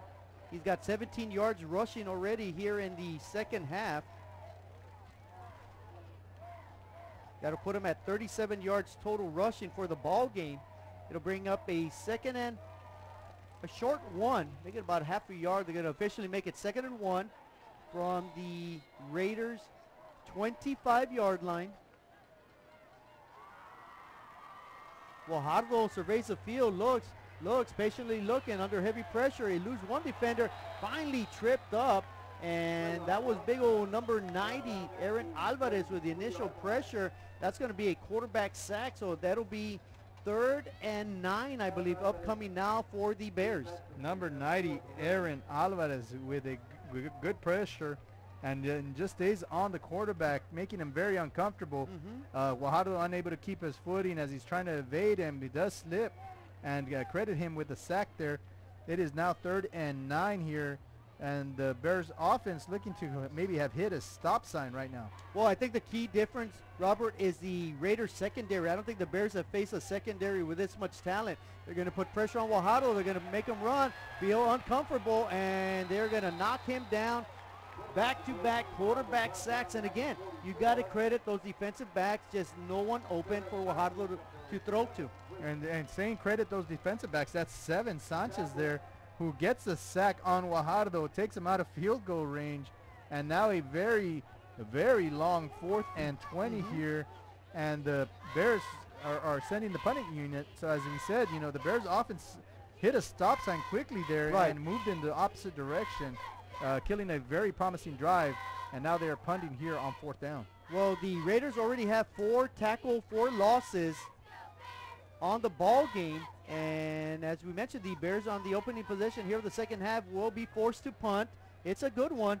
It's going to take a solid Bear roll. It's going to keep rolling down the sideline. Great special teams work. They're going to down it inside the 1-yard line. So the Raiders are going to have to go 99.5 yards if they want to get on the scoreboard. Great job by the special teams there covering the punt there. For over 65 years, VTX1 Companies has called South Texas home. And that means more to us than just being in a community. It means being part of the community. Through the good times and the hard times, celebrating every triumph, and lending a helping hand whenever we can. From farm to city and neighbor to neighbor, VTX1 Companies is there, bringing friends, families, businesses, and communities closer together. VTX1 Companies, connecting you since '52. Down, Rangel from the end zone, tosses it, has a man open. It is caught. No, they're going to, well, yeah. Yes, it is caught. They're going to say he does catch it. That'll be a Raider first down. That'll be a 22-yard pickup. That was a big-time reception by Jonathan Garza. Big time indeed as he reaches up into the air to pull the ball down. As he comes down, the ball bounces off his chest, be able to corral it and bring it in for a reception. 1st and 10, the Raiders ball on their 22-yard line. 8:25 here to go. So the Raiders now with some breathing room, trying to get their offense going. Big hit right there by the linebacker, number 11, Jacob Sanchez. He's been quiet pretty much the entire season. Haven't seen much of him this year, but that time he comes up huge right there. Yeah, you see him square him up, line him in his sights, and bang, pulls a trigger. Down he goes, Rangel Sanchez, who was early on picked to be the defensive player MVP for this district. You're right, has been awfully quiet, but not too quiet there as Rangel hears a big old pop, but quickly gets up and gets his Raider offense ready for this next play. That was a big-time collision from that middle linebacker. Great job by Jacob Sanchez. And on second down, a pass to Beltran is caught right in front of the far sideline. That'll pick up about 7 yards. So a manageable third down upcoming, 3rd and 4 for the Raiders on their opening possession here in the second half. Some good safe play calling there as it is a short pass, but as the quarterback rolls out to his left, the receiver is able to turn up field after he gets separation, move the ball up to make it 3rd and 4 here on the Raider 28-yard line. Rangel with a quarterback keeper. He's got a lot of running room. Let's see if he's got enough. And again, a big-time hit.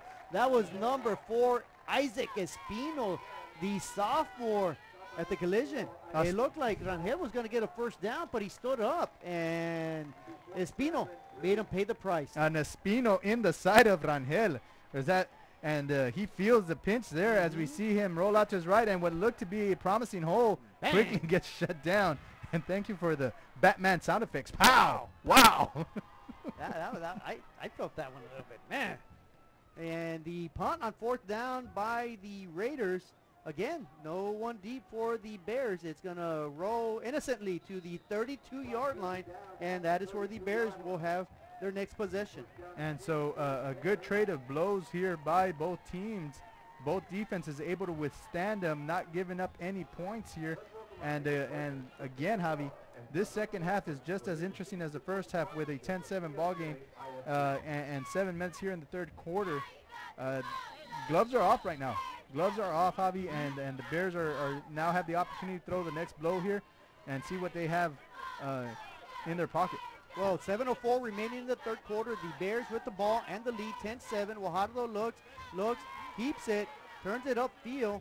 He's going to get knocked down at the 35-yard line, so that'll be a 3-yard pickup from Guajardo, who has not done much with his arm here in the second half, but is doing it well with his legs. Yeah, we were talking about that during the halftime, that the Bears have not taken the deep ball opportunity they usually do, but you've seen a lot of double coverage on Flores up there as they're sandwiching him. And on first down, the give is right up the middle. Not much doing. That was J.R. Vasquez with the carry. Maybe a couple more yards, so it'll be 3rd and about 5, maybe 6 upcoming for the Bears. And so we're going to kick it downstairs to Pedro Leja, who can give us an update on what's going on here on 3rd and 5. Thank you, guys. You know, we were not expecting this, but the offense can keep up. The Bears offense is not doing their job as expected, as they usually do. So now it's the defense. That's the good news, that is picking up the trash and is fixing things around for the PSJA Bears. Back to you. 7, Sanchez. Mr. John Sanchez on the tackle. Lucky for the Bears that he did not fumble the ball. And, you know, it's an interesting comment from Mr. Pedro Leja there. This is a game I expected. Anytime the Bears and Raiders, you know, wrangle together, it's going to be gloves off, as you say. Each team is going to bloody their nose, and last man standing is going to win. And that's the type of ball game that we have tonight. Bare knuckle fight. And I guarantee you both teams marked this game on their calendar, not caring what happens in the record, as number 7 takes the ball here. He fumbles it. Oh, big time collision. Sanchez gets belted at his own 45-yard line, a penalty after that. The Raiders do manage to recover the ball, I believe, but now we have to see what that penalty is all about. And so they looks like they're going to call a face mask. But is that after or before the fumble? Well, I believe it was a Bear helmet that was rolling around on the field. It's going to be interesting here. In either case, I think the Raiders will take over after that punt. A personal foul on the kicking team, number 7. He participated in the play without his helmet. 15-yard penalty assessed, first down. And player safety is a reason for that penalty. You never want to see anybody get involved without the helmet. Here we see 7 get underneath the ball. Good catch there, Tuck's running. And a good job by the Bears defenders to knock it loose. But fortunately for the Raiders, there was a parade of Raiders there around that ball who quickly fell on it. Number 7 could have easily stayed out of there, but he gets thrown in the mix. And the 15-yard penalty moves the ball back. But the Raiders do keep possession at their own 38-yard line, Javi. So it'll be 1st and 10 for the Raiders as the Bears lead 10-7 here midway through the third quarter. A give to the running back. The quiet running back tonight is Isaac Gonzalez. He came in with 366 yards rushing, 2 touchdowns, been limited to a few carries this evening, but does pick up 2 yards. And so we talked about marking your this game on the calendar for both teams, but what we haven't talked about was the mental aspect of this game. You know, you're getting ready to play against your arch nemesis, your arch rival across the street there, across the city. And so it does take a mental toll, and you have to be mentally prepared. And I think that's what we're seeing here. Both teams not really playing to their abilities, and it makes this for a very interesting ball game right now. And the interesting call is up the middle. A quarterback keeper, Rangel, pushes his way to the 45, maybe, a little bit past the 45-yard line. It's going to be 3rd and 3. The Raiders here in the second half being a little bit more conservative and keeping the ball on the ground. And so on that quarterback draw, Rangel does put this team in a manageable 3rd and 3 in the third quarter with 4:03 remaining. Ball's at the 45-yard line of the Raiders. And very important play here as they line up trips left. And Beltran comes back into the slot formation, moves back next to the quarterback. And the quarterback is going to follow Beltran's lead block. He tries to get around the edge, does not follow Beltran's lead block. He tries to screw it around using his speed, does not. Great defense. Great job right there by the Bears with their lateral pursuit. And the Bears actually get a tackle for a loss. It'll be 4th down upcoming, and more than likely the Raiders will be punting once again. So the question here, as we see the replay, Rangel rolling out to his left, is why are the Raiders not using their biggest playmaker, Beltran? But as I'm seeing on this play, he's grabbing his left hamstring, and so maybe just a little bit of soreness there is keeping the play calling from what they can do with Beltran. As we see the punt here, hit Beltran and bounce out of bounds at the Bear 42-yard line. But again, you know, the usual suspects are not coming out on fire this evening, Javi. Yeah, you would think in a game of this magnitude, the Raiders would be using Beltran in multiple facets, you know, through the ground, through the air, maybe an end around, a jet sweep, maybe even at quarterback. That hasn't been the case. Maybe he's a bit hampered by that hamstring. We have no idea, but in either case, it is 1st and 10 now for the Bears at their own 42-yard line with 3:03 remaining in the third quarter. Of course, the Bears with a 3-point lead, 10-7. A give to the running back, Vasquez, around the left side, the near sideline, right in front of the Bears bench, and it'll be a minimal pickup. The Raider defense does a good job of stringing out that run. So a long run east and west only gives you about a yard there. But back to that Raider offense, Javi, after that 50-yard touchdown run, Beltran only able to gain 12 yards. And so again, you know, big play early, but awfully quiet now. But what's not quiet is this Bear offense who's taking the ball and beginning to move it comfortably against this Raider defense. And as you say that, Guajardo slings it to Mike Flores, and that'll be a Bear first down. That's about a 12 to 13-yard pickup. They're going to spot him down at the Raider 44-yard line. So the Bears cross midfield once again. They're on the march after that first down. And see here, we see here on the replay, Guajardo rolling out to his right, throws it to Flores, who does a good job again getting away from the defender, able to turn it upfield, move the chains for a first down. The Bears rearranging their offensive set here as Guajardo takes the snap, drops back, rolls to his right, can't find anybody open, tucks it left, and then puts his head down to gain about a yard there on first down. Not much doing right there for Trey Guajardo, and he is, I'm not going to say he's having a bad game because he's having a very superb game. It's just I don't think they played a quality defense all year long as what they're seeing tonight, and this Raider defense can fly. They got strong defensive linemen, good linebackers, speedy defensive back, and I think that's the equalizer tonight, that the Bears have been used to running wild with their receivers. They're not able to do it tonight. Guajardo with a quarterback keeper. He sneaks his way for about 4 to 5 yards. Good piece of running right there by Guajardo. Gets a little bit of something out of nothing. A third down and manageable upcoming for the Bears. And does a good job staying behind his big boys there as we see him tuck the ball in, look back to his right, say, I'm going to follow these big boys up the field and let them cover for me. And you're right, he does make something out of nothing there, puts him in a 3rd and 5 situation here. The play clock is ticking. It is down to 16. Something different that we're seeing is that the Bears are slowing it down. They're slowing it down. They know every possession is a big possession, and the Bears are going to come very close to picking up that first down. They may get some help, though.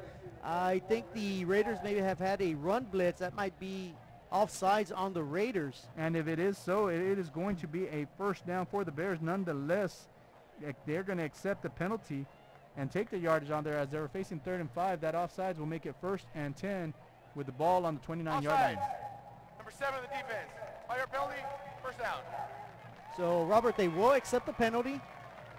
5 yards, automatic first down. They needed 5, and they pick up the 5. So a new set of downs. The Bears are now sitting at the Raiders' 34-yard line. Of course, they'd like nothing better to do than to pad their 3-point lead with under a minute remaining in the 3rd quarter.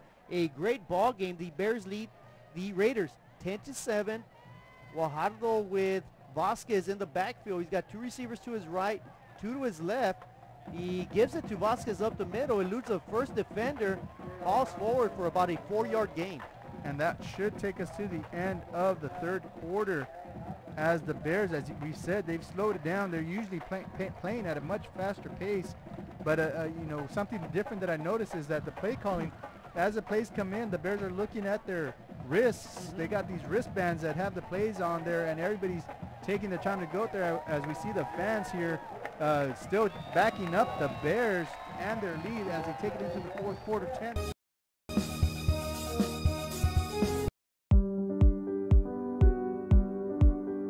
I opened Alex Ron with the intention to give people in Brownsville and those who visit us a very unique experience in the area of retail. We saw the need to give people a personal experience that only a boutique could provide. Here in Alex & Raw, what we work for is searching for different pieces, textures we bring from India, from Mexico, trying to make this a different experience. The people to find treasures here in their own valley. It's a pleasure to welcome everybody and making them a part of our family.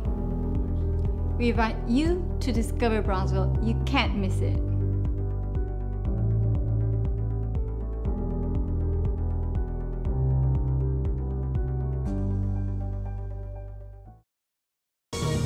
As even as it can get, the difference was the end of the first half. The Raiders had an opportunity to either tie the game, possibly take the lead. I would have settled for a field goal, but of course that's me. And here we go back to live action, 2nd and 6. Guajardo rolls out to his left, tries to find a receiver, does not, and he gets swarmed by 2 defenders. That is number 44, Mr. Reyna, Ryan Reyna, making that quarterback sack, and that is Reyna's 40th tackle of the season. 40th tackle, but none bigger than that one, sacking Guajardo in the backfield, setting up a 3rd and 11 there. Again, you know, there was an opportunity to find number 5 for the Bears open, Ethan Castillo, but he's unable to set his feet underneath him before the pressure gets to him. So all he can do is tuck that ball and take the sack. And so now the Bears on a 3rd and 11 on the Raider 35-yard line here. Castillo with 3 receptions for 56 yards, so Guajardo may be looking for again, and this time he felt the pressure and he had nowhere to go. A slew of defenders right there just swarmed Guajardo. They engulf him, and that's another quarterback sack. And that's another quarterback sack for number 7. And, you know, big-time blitz being called there by the defensive coordinator. Have the Bears guessing and have the Bears taking out their punting unit right now with the ball sitting on the Raider 41-yard line. This is I think this is the 3rd time that they've been in Raider territory and have to punt. Yeah, they have not gotten the job done the way they normally do, and credit where credit is due. This Raider defense is for real. The Bears have struggled. Once they get into the Raiders side of the field and a punt, and let's see if the Bears can pin the Raiders deep in their territory again, and I believe they will, and they're going to mark them down at about the 1-yard line. Maybe they'll give them the 1.5. Outstanding special team efforts from the Bears. And here we see the punt again. Good job by the punter to get the ball off, and again it takes a Bear bounce towards the Raider goal line. And the defense, the cover team does a good job taking the ball there at the 1, not letting it cross that line, the goal line there. So great job by number 10 for the Bears, Nevin Herrera.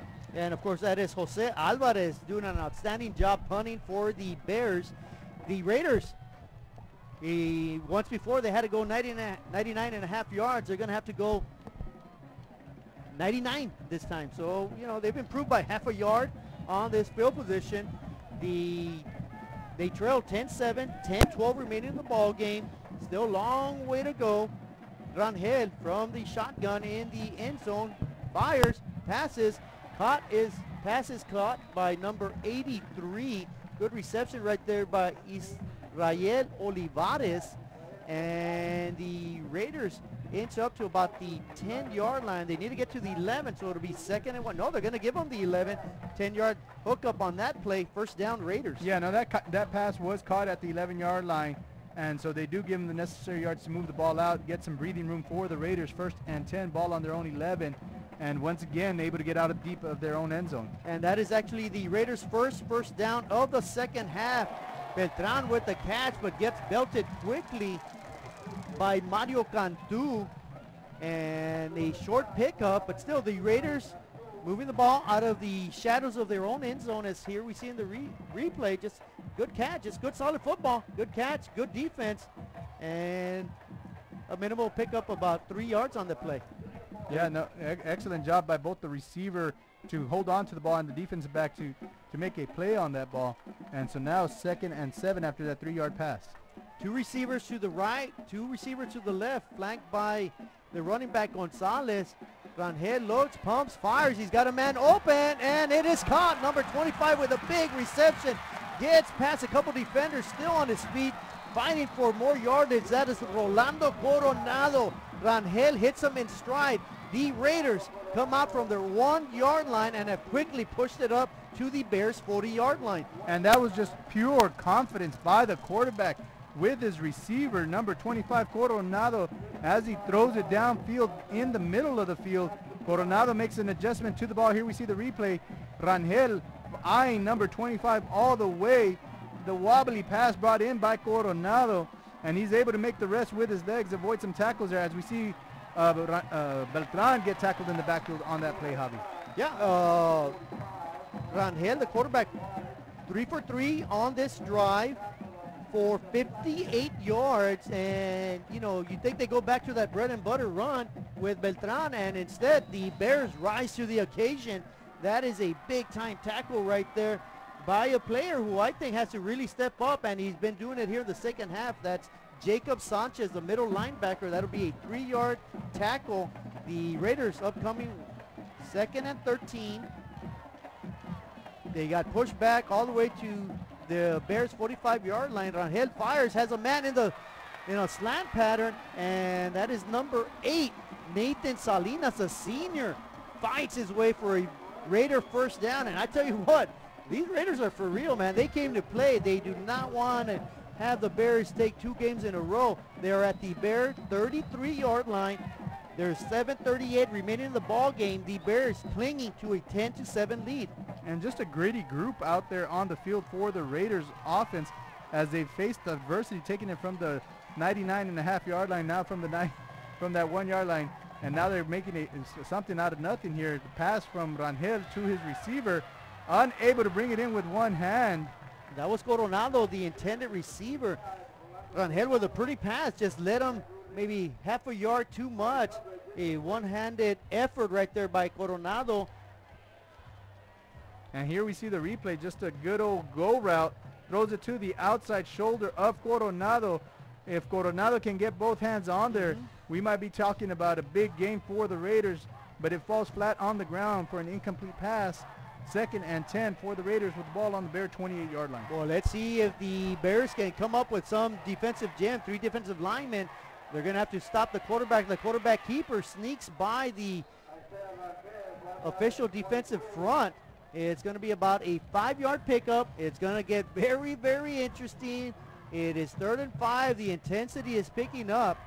It's going to be 3rd and 5 for the Raiders at the Bears 23-yard line. And what seemed to be like a long first half has quickly turned into a quick running second half, as we're already down to only 6 minutes and 40 seconds here in the 4th quarter. The Raiders driving, trying to erase the 10-7 deficit that they're facing.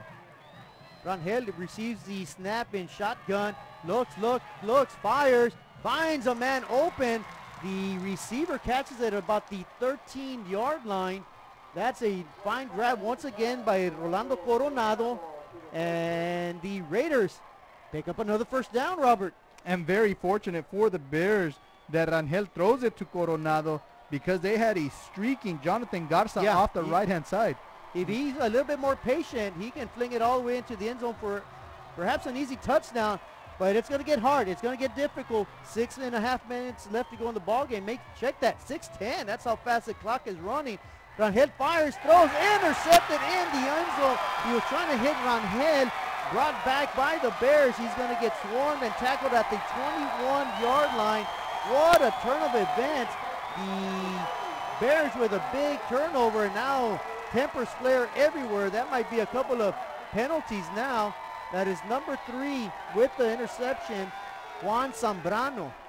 And the ball just sails out of Rangel's hands directly into Zambrano's fingertips, into his hands, and he takes the ball in the end zone, brings it all the way out to the 24-yard line.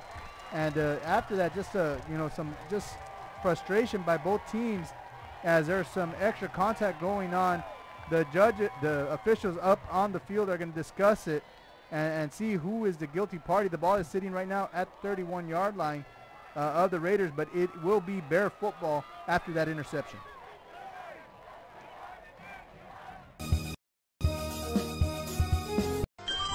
Forever Memories, Antiques and Collectibles is your source for vintage, antique collectibles, vinyl records, and more. Located at 206 East Jackson in historic downtown Harlingen, it's Forever Memories, Antiques and Collectibles.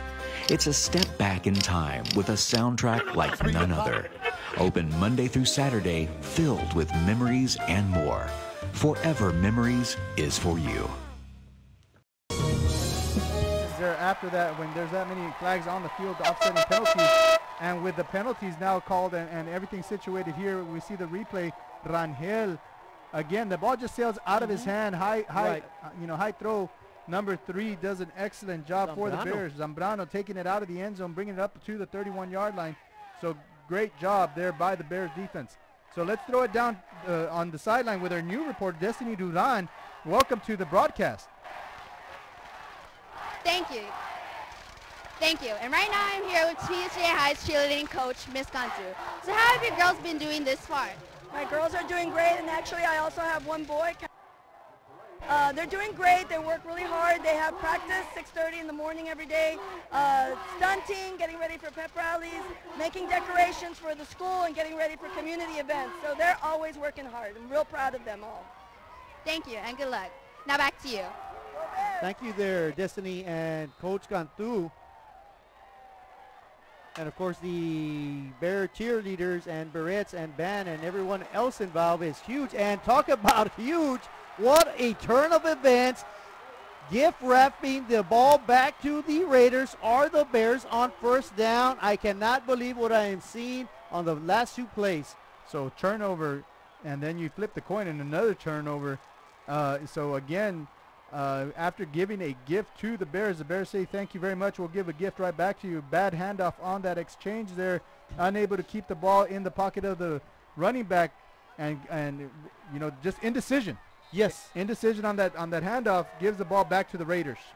And the Raiders with the ball at the Bears 32-yard line. It is getting really thick of intensity right now. Everybody's yelling and screaming on each side. The ball is given to the running back, Gonzalez. Gonzalez is going to fight, and he fumbles the ball. And I want to say the Raiders get it back. So 3 plays in a row, 3 turnovers, and another penalty is thrown. And we're going to see what happened on this one. The freshman running back puts the ball on the floor, on the ground, on the turf. The Bears recover.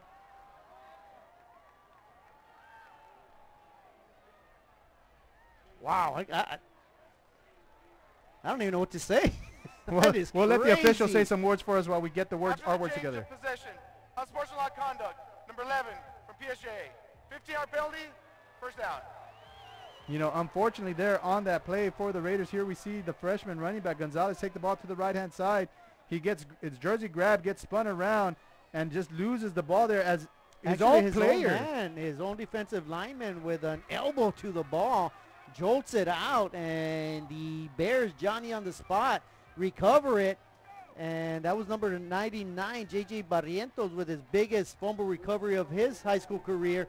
And the Bears are elated, but unfortunately they celebrate a little bit too much, as a 15-yard penalty will push them back to their own 16-yard line. This is far from over, Robert, and we have 5:41 remaining.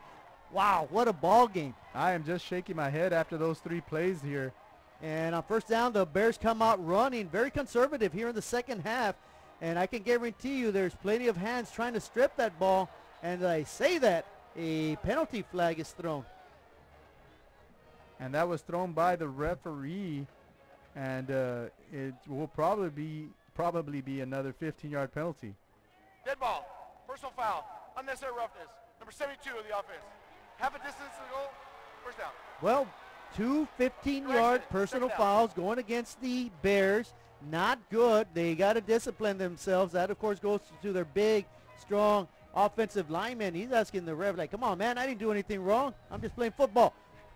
Absolutely, Javi. These boys are taught to play one way, and that's exactly how they're playing it, rough and tough and 100%. But unfortunately, that's too much that the ref says, hey, bring it down a notch, because you don't want to get anybody hurt. And so right now the call is going in favor of the Raiders, as the Bears are marching in the wrong direction, facing now a 2nd and about 17. It's going to be a long one. I'll say that. I'm not sure if it's first or second down. A quarterback keeper, Guajardo eludes one defender, eludes another, tries to stay on his feet. He does. He is hit, knocked down after a short gain. In fact, he'll get the penalty yards back. He's going to inch his way up to the 19-yard line. It'll be 3rd down upcoming for the Bears. Great elusive running right there by Trey Guajardo. So we have the 3rd down. The marker on the field says 3rd down. The clock over here says 2nd down.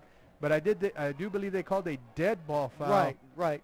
So it is going to be 3rd and 7. It should be 3rd and 7. I think the sticks are correct over there on the far sideline. On 3rd down, Guajardo tries to swing it out. He loses one defender, fires, finds a receiver. That is Marco Guajardo. He's going to get dragged down at the 29-yard line. He had to get to the 26, so Marco Guajardo picks up a 1st down from a fine pass from Trey Guajardo. And it almost looked like he didn't touch the ground there, but they do blow the whistle. Again, good job by Guajardo eluding the pressure by 7 there. And I don't know if that knee ever touched the ground, but they do blow the whistle, but not before he is able to move the chains. 1st and 10, ball on the Raider 29-yard line. 4:30 remaining. Raiders do have 3 timeouts, however. And the Bears have 2. They have the lead. They have the ball. Everything in their favor right now. All they have to do is play mistake-free football and come away with a big win over their rivals, the Raiders. And on first down, once again, very conservative play calling from Rodriguez. And the Bears are going to try to milk this clock and sneak away with a big win. It'll be second down at about 7 yards. There is way too much football to talk about sneaking away with anything at this point. The only thing that is sneaking away is the lead, which is a 3-point lead, which it quickly can change in anybody's favor here. But you're right, Javi. The Bears just got to keep that ball in their hands and keep moving the chains. They do get 3 yards there on that run by Guajardo, 2nd and 7, 3:35 on the snap. And Guajardo will await that snap. 2 seconds on the play clock. It's a give to Vasquez up the middle. He gets upended, but he falls forward at the 36-yard line. It'll be 3rd and about 3 upcoming. And this is about as big a play as we're going to have all evening. The Bears trying to extend the chains. They're trying to pick up 4 yards, keep the clock running, maintain possession. Of course, the Raiders are trying to get a big defensive stop here. And so everything riding on the line on this play. The clock is ticking, 2:55. There's 10 seconds on the play clock. They're going to let this go down all the way to under 5 before they get the snap here, Javi. They're at 5, 4, 3, 2, 1. They do snap it. Quarterback keeper Guajardo dives forward, and he's going to get down to the 41-yard line. They had to get to the 39, so that's more than enough for first down. The clock will stop momentarily as they fix the chains. We have 2:41 remaining. As soon as the ball is set, they will restart the game clock. As we see there, the fine run by Guajardo, the clutch run right there, picking up a valuable first down. And the Bears again, they're killing the clock. The Raiders with 3 timeouts. I'm not sure how long they're going to wait to spend them. 1st and 10. Bears are maybe a first down or 2 away from sealing this game. The Raiders look like they're going to get after him. Big, heavy pressure up the middle. Not much there, maybe about 2 yards. And the Raiders quickly call a timeout. That's their first of 3. So Hino Gas is a proud supporter of Valley High School sports and academics. We encourage you to be prepared for the fall and winter season. Visit hinogas.com to get your propane discount. At Hino Gas, we're here to help. Call us today. No, not at all. I think coming into the ball game, these were 2 evenly matched teams, 2 very diverse teams. They're very different. The Bears do it through the ground, and they rely on their offense to outscore their opponents. The Raiders, they scratch and crawl. They rely on their defense to just keep them in the games and have their offense do enough to win ball games. And I think tonight we've seen just how talented both teams are, and we're very blessed that they both come out of PSJA ISD. absolutely. You talked about the Raiders having the number 2 offense and the number 2 defense being very well balanced, maybe underrated just a bit, while the number 1 offense with Trey Guajardo and the Bears, again, very powerful, very quick scoring, held in check. But the defense for the Bears, the difference, as they've been standing up and holding the Raiders here for only 7 points, and that came off the first drive there, off that 50-yard run by Beltran. I'm going to add opportunistic defense because they dodged 2 major bullets, one right before the half and an interception in the end zone. If not, things would be a lot different. And on the give, Vasquez breaks free. He's off to the races. It's Vasquez against 7 on 7, and 7. Sanchez makes a tackle, but not before Vasquez picks up huge yards, but hold the phones. He may have been sprung because of a holding call. And that might have been influenced a little bit by the side over there, the coaching side, by the on the visiting side, as the flag comes down. And you're right, Javi, that ball will be coming back. Vasquez, though, tackled out of bounds, stops the clock. Holding, number 5 of the offense. 10-yard penalty from the spot of the foul, second down. Once again, a big penalty incurred by the Bears. They've been able to overcome a few of them. Here we see a fine run. Of course, it's all for naught when your teammates are holding. That's why he got around the edge. Other than that, he probably would have been tackled for a minimal gain. It's going to be second down, a lengthy second down upcoming. The game clock taken away at 1:50. The play clock at 23 seconds. So the Bears can really eat up a lot of clock. I'm surprised the Raiders did not call a timeout. And so they're hoping to get a big stop here so they can use their final 2 timeouts on the last 2 downs here, but you're right. Well, now we're not sure what's going on now. Minute and a half remaining of the ball game. And Kaufman wants an explanation as to why the clock began to run after the holding call. Clock operator, please reset the game clock to 1:48. 1:48. Okay, so they're going to And the put clock will start at the snap. 17 seconds. I wish you would have said put the clock back to 12 minutes because this has been one heck of a ball game. I hate for this game to end. I hate for there to be a loser, but my goodness, what great effort by these two programs. All good things come to an end, and this is beyond good, Javi. And so this is a great football game here with 1:48. They do stop the clock there after that holding call. Bears have a 2nd and 18 here they're facing. And on 2nd and 18, Guajardo pumps, fires, throws, caught by the receiver. He's going to get the penalty yards back. That is number 5 with the reception, Ethan Castillo. He's going to get all the way to the Bears' 43-yard line. The Raiders call their second timeout. It's going to be 3rd and long.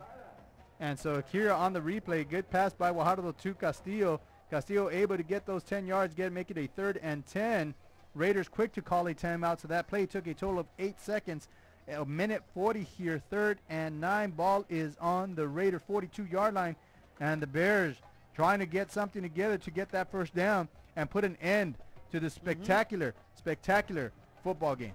Guajardo with that completion Trey Guajardo, of course, has 202 yards passing. He's got 27 yards rushing. Marco Guajardo with 68 yards receiving. Ethan Castillo with 66 yards receiving. Mikey Flores with 51. But, you know, if you look at the stat sheet, the Raiders have 272 total yards. The Bears with 259. It should read the Raiders should have the lead, at least be tied. But instead, it is the Bears who are 1 first down away from winning this ball game. Let's see what transpires here on 3rd and 9. Big time play, big time football, and not a big time reception. And it'll be 4th down. The Raiders were very fortunate not to get a personal foul penalty on that one. Late hit. The referee kind of turned his head over and said, you know what, I'm not going to decide this football game. It's going to be 4th down and 9. Do the Bears punt or do they fake it? Oh, before I answer that question, they had an excellent play call there as the Raiders send the house on the blitz. They have a screen call. If number 7 is able to bring the ball down, Vasquez, he turns and runs, and he's able to get that first down. Instead, you punt the ball away, Javi. You punt the ball away. And they will listen, and they will punt. Let's see where the Raiders will attempt to return it. In fact, they won't. It's going to roll your boat all the way to the 16-yard line. So with 1:24, the Bears 10, the Raiders 7. The Raiders with 1 timeout, the Bears with 2. So this is turning out to be everything we expected it to be here in District 31-6A, I believe. 30-6A, thank you. And these two teams slugging it out tonight. The Raider offense huddling up, getting ready for what could be the final drive of this ball game. And you know what, Robert? If the game stays at 10-7, my vote for MVP is going to be the Bears punter. By far, he was the best player out here tonight. Late addition to the offense for the Raiders. They're going to give it to Beltran. They throw it back to Rangel. Rangel's going to keep it, not fooling anybody. Slow developing play. That's going to eat up a lot of clock. And it's going to be a 2nd and 12, maybe even 13 coming up for the Raiders. A little razzle-dazzle, but that one fizzled out very quickly. So I think they get their inspiration from the Philadelphia Eagles, trying to run the Philly special there, but nothing doing. Nobody gets fooled on that one as Rangel gets tackled for a 2-yard loss. 2nd and 12 now. Rangel surveys the field, fires, and that one is nearly picked off as he threw into triple coverage, definite double coverage, and it's going to bring up a 3rd and long. The Raiders try to go over the top. An official timeout due to a injury. The player is up and about, but he's going to step out for a play at least, unless the Bears really want him in there and call a timeout, which they do, and that is because that's your best secondary person. That is Zambrano. Juan.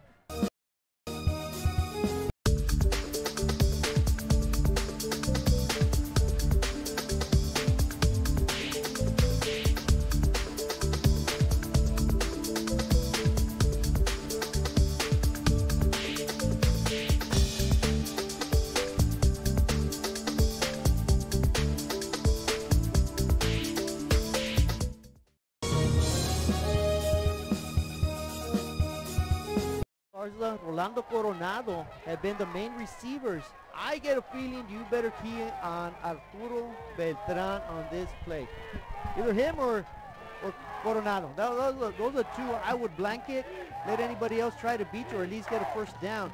But 3rd down, the Raiders, of course, in 4th down territory as they face a steep uphill battle as they trail 10-7, 48 seconds remaining in the ball game. The Bears would like nothing better than to get a defensive stop and start the district season at 2-0. Rangel fires, open man, caught, and he gets out of bounds, and that is Jonathan Garza with the fine reception, about a yard more than what they needed for a first down. So the Raiders with new life, 42 seconds remaining, and they will have the ball at their own 26-yard line. Good play calling there as they're able to hit the running back out of the backfield into the flats, and he's able to get out there. Actually, it was about 10 yards, so it's not the flats, but he's able to get for a first down there for the Raiders, and more importantly, stop the clock as he goes out of bounds. And on a new set of downs, press coverage by the defense. Let's see if the Raiders don't elect to go over the top. And oh my, that was a scary play right there as the defender slipped. Andrew List slipped. The quarterback could have gotten the ball to his receiver Coronado. It sails incomplete. That would have been something else if he would have caught it. Yeah, no, you're absolutely right. Little stop and go there, but he's unable to get back up the field as Rangel throws the ball, and it's uncatchable, so no call on that one. So one thing, if you're the defensive coordinator, you're telling your boys, anything, keep them inbounds and make sure that you get the sure tackle, Javi. Yeah, get the sure tackle. Keep them in front of you. Don't go for any pump fakes. That's what the Raiders want, and the pass is wildly thrown over Beltran's head. Sails incomplete. Once again, the Raiders are going to be forced into a 3rd and long situation. They've already converted one of those, but again, the time is of the essence, and the Bears are hoping that they can use these final 34 minutes and get a defensive stand and win the ball game 10-7. And the crowd is on their feet, and they are loud, Javi, loud, I tell you. And so this is the loudest I've heard it in the time we've been broadcasting here at DHR Healthfield at PSJA Stadium. It is intensity magnified here on 3rd down. Rangel under heavy pressure, eludes it, throws, incomplete. No penalty, so that'll bring up a 4th down. It is do or die for the Raiders, and the Bears have a golden opportunity to take over on downs and secure the win. A hard-fought ball game. Unfortunately, somebody's got to come with an L tonight, and the big W is going to become the bragging rights for a whole year. The Bears sideline is really trying to cheer on their defense. So they're hyped up. The defense is ready. 3 down linemen. As Master Yoda would say, Javi, do or do not do. There is no try here, Javi. Here we go. They're going to do it. And they're going to hook and ladder it. And they lose yardage. And it is over. You can hear by the roar of the crowd. The Bears defense, the unheralded defense, nobody thought they were going to be that good tonight. They come up with a defensive jam. They will take over downs, and the Bears will hold on to win tonight, 10-7. And so here we see the replay, the old hook and ladder to Coronado. Pitches it back to Beltran, who is unable to get anywhere. Good play by number 2 for the Bears. Mario Cantu tackling him inbounds. signed, sealed, and delivered. 24.9 seconds. As soon as we get these penalties cleared up. Possession. Unsportsmanlike conduct. Number 6 of the new offense. 15-yard penalty. First down. Bears will march backwards 15 yards, but that will not matter, Javi. 24.9 seconds here, and the first down for the Bears. The Bears are elated. They came in hard fought. There you see the student section cheering on their beloved Bears. My goodness, what a ball game. And the Bears were going to go to 2-0. They have 24 seconds. We've seen crazier things happen though, Robert, but one play in victory formation should seal the deal. The Bears will go to 2-0 in district. The Raiders will fall to 1-1. The Bears were going to travel to what could potentially be the district championship next week. The district championship battle. They're going to travel to McAllen Memorial and face the Mustangs, while next week the Raiders will host the Nicky Rowe Warriors. So what a Friday night. It doesn't get any better than being here at PSJA Stadium, DHR Health Field. Robert, any final thoughts? Just a wonderful ball game played by two great teams. The coaches, hats off to both sides for preparing these young men and giving the community a wonderful show on this Friday evening, Javi. Thank you for letting me be part of this. On behalf of the upstairs crew and KTRI, we're going to send it down to Pedro and his final comments. You know, Dad didn't choose a grave. What about cremation? No, I mean, the kids and Mom don't want a funeral. We could still have a funeral. Really? Yeah, really. You mean like memorial service? With music, a eulogy, pictures, everything? How about this picture? Sweetheart. Grandma would love that. Cremation options for your family by Memorial Funeral Home.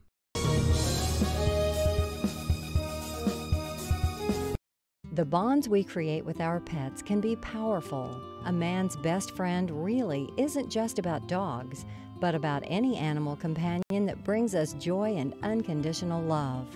Losing a loved one is heart-wrenching, but losing a pet can be just as difficult. Unconditional love deserves unmatched service, which is why we offer pet services for those special pets that become a special part of the family. We serve all the members of your family.